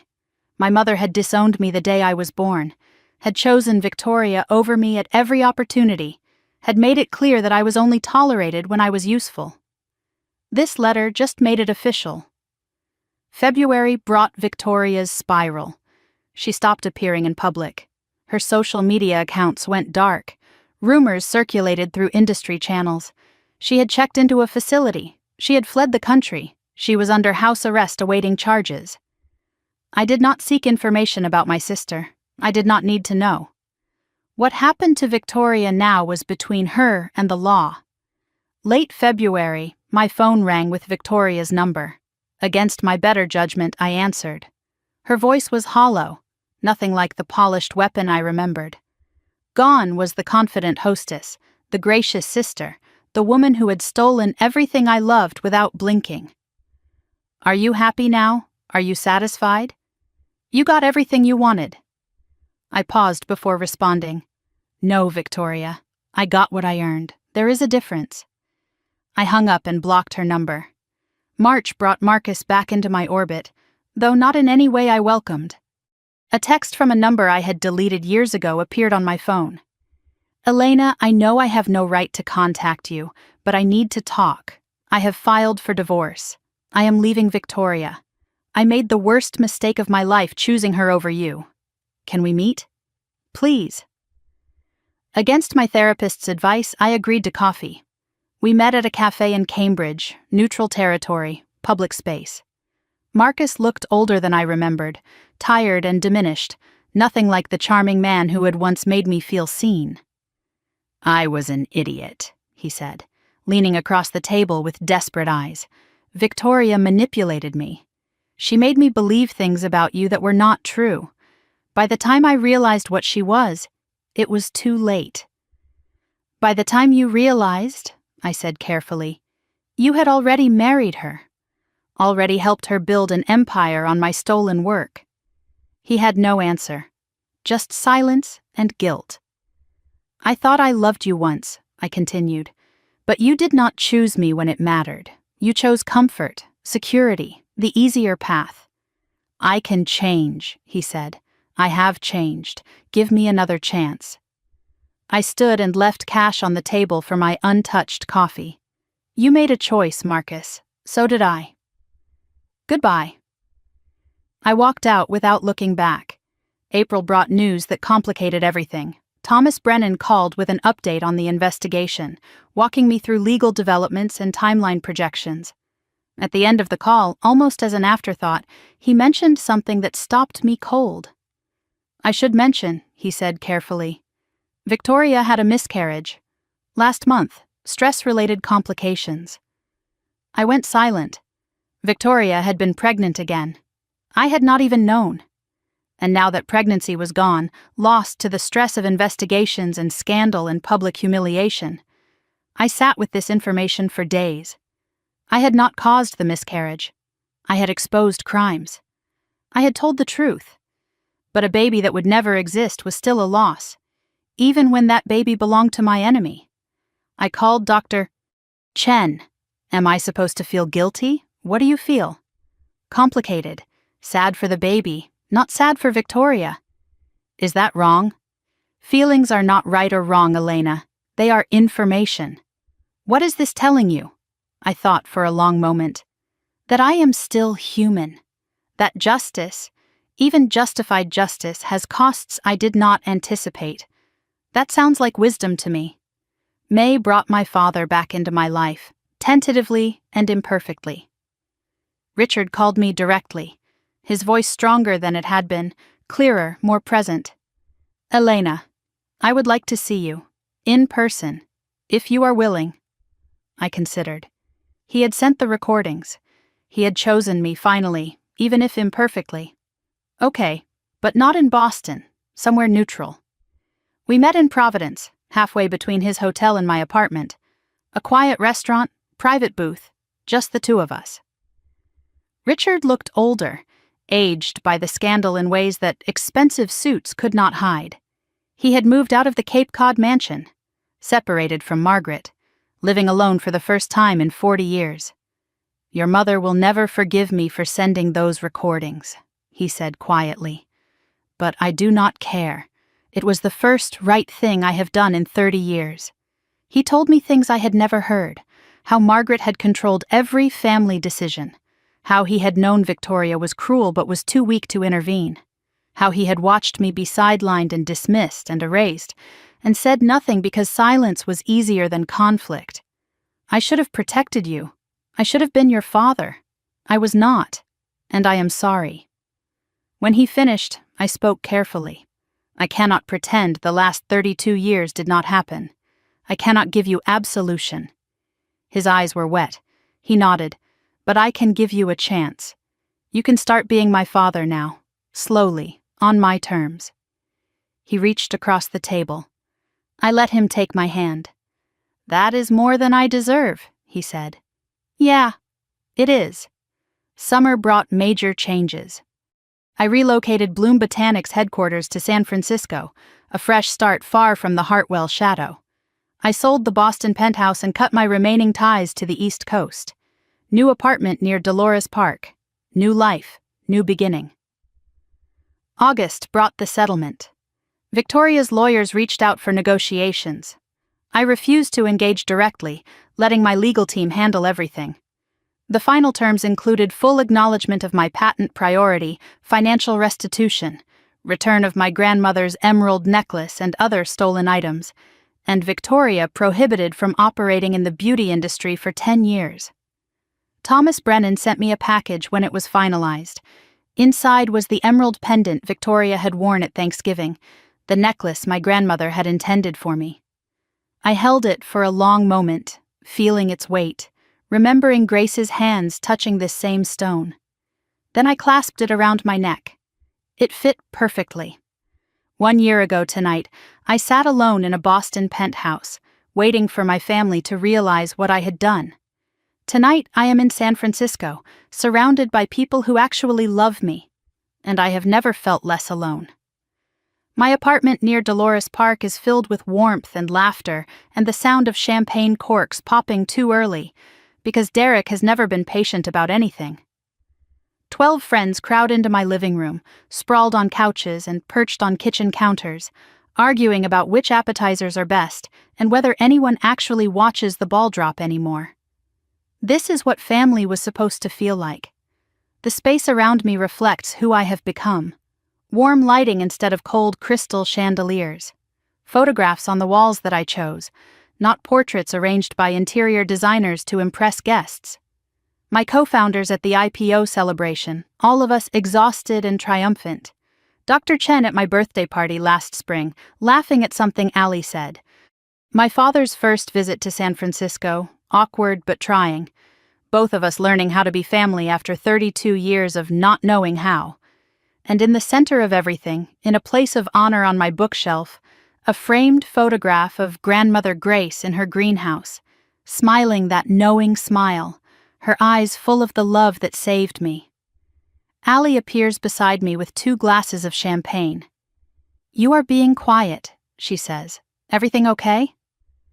I take the glass and look around the room. Derek is demonstrating some kind of dance move that is making everyone laugh. Dr. Chen is deep in conversation with one of our engineers about the neuroscience of botanical compounds. My father stands a little awkwardly by the window, still not quite sure how to fit into my world. But here, trying. Everything is perfect, I tell Ali. And I mean it. This past year has exceeded every projection, every dream, every desperate hope I clung to during the dark years when I thought Victoria had won. Bloom Botanics is now valued at $4.7 billion, nearly double our IPO valuation. Our flagship partnership with Johns Hopkins Medical Center, a $50 million contract, is revolutionizing how hospitals think about skincare and early detection.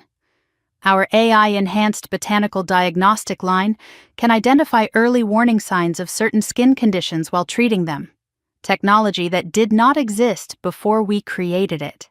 Industry publications have named me Entrepreneur of the Year.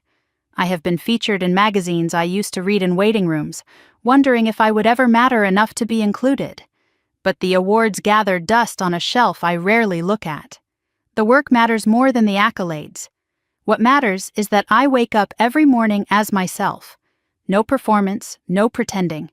No waiting for approval that was never coming. In June, at the Johns Hopkins partnership announcement, a journalist asked me a question I have thought about ever since. Does this success vindicate your decision to expose your family? I answered honestly, and I still believe every word.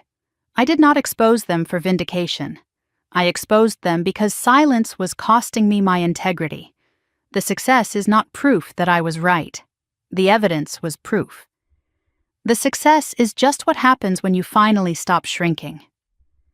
Victoria's fate filtered through to me in fragments over the past year, though I stopped actively following her story months ago. V Beauty dissolved completely, the brand erased from the market as if it had never existed. Criminal investigations continue, with charges likely but not yet filed. She reportedly lives in a small rental now, far from Greenwich, far from the privilege she was born into and believed she deserved. The golden child, tarnished beyond repair. I feel no satisfaction in her downfall, just distance, and something that might be pity if I let myself examine it too closely. My mother has never reached out, not once in 12 months.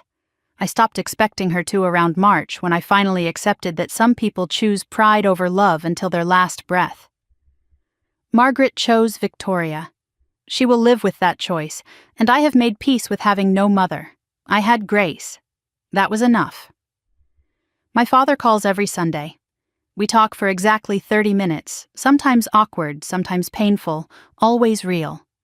He asks about my work, my friends, my life, things he never thought to ask before.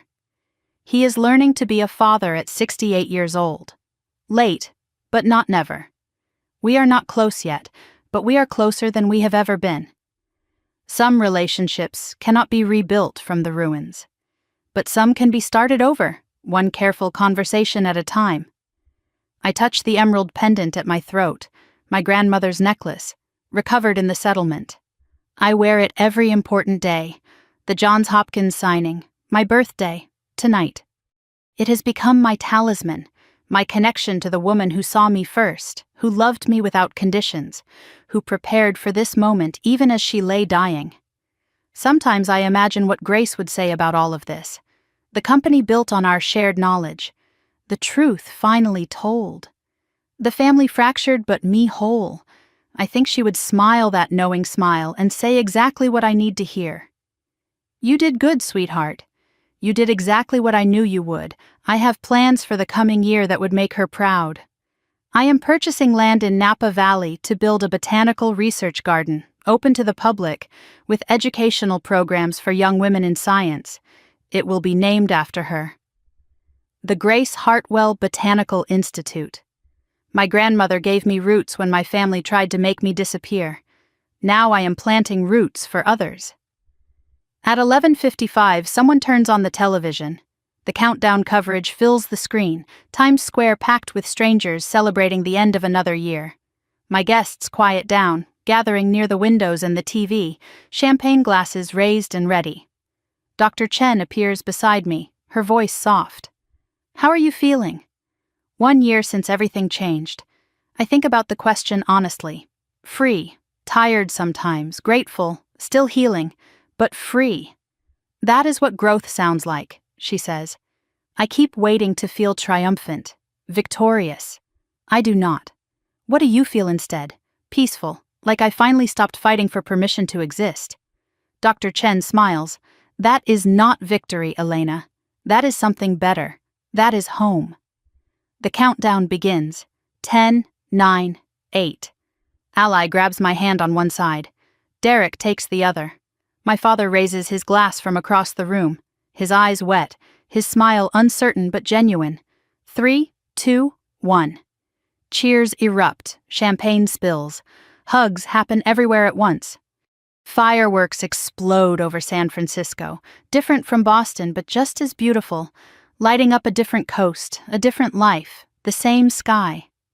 I look around at the faces of people who chose me, who saw me when I was invisible, who believed in my work when my own family called it worthless. And finally, after 33 years, I believe I deserved to be chosen. Later, after the guests have gone home, I sit alone in my quiet apartment. Not lonely, just alone with my thoughts, my grandmother's necklace warm against my skin. I open my laptop and begin to write. 1 year ago, I was alone on New Year's Eve. Tonight, I was surrounded by people who see me. Not the version my family wanted, the version I actually am. Healing did not mean reconciliation. It meant accepting that I deserved better and building a life that reflected that. I did not lose my family. They lost me the moment they chose reputation over relationship, when they decided my work did not matter, when they tried to erase me rather than celebrate me. I just finally stopped letting them. So, if you have made it this far, thank you for listening. A lot of people have asked me, do you regret it? Was it worth losing your family? Here is the truth. I did not lose my family. They lost me. And yes, it was worth it. Because the alternative was disappearing. You do not owe anyone, not even family, the right to make you invisible. Your voice matters, your work matters, you matter. And if they cannot see that, build a life with people who can. If you are sitting on work someone is trying to claim, document it, protect it, file the patents, save the emails, build a paper trail that speaks louder than their lies. If you are being told you are too much or not enough, find people who see you. They are out there, I promise. If you have to choose between keeping the peace and keeping your integrity, choose integrity. Every single time. This is my story. What is yours? If this story meant something to you, if it made you feel seen or gave you courage, or just reminded you that you are not alone, I would love to hear from you. Hit that subscribe button so you do not miss the next story. Leave a like if Elena's journey resonated with you. And in the comments, tell me, have you ever had to choose between family peace and your own truth? What did you do? I read every single comment. Check the description below for resources on protecting your intellectual property, setting boundaries with toxic family, and finding support when you need it most. Thank you for being here. Thank you for listening. Thank you for staying until the end. See you in the next one. This story is fictionalized for dramatic effect.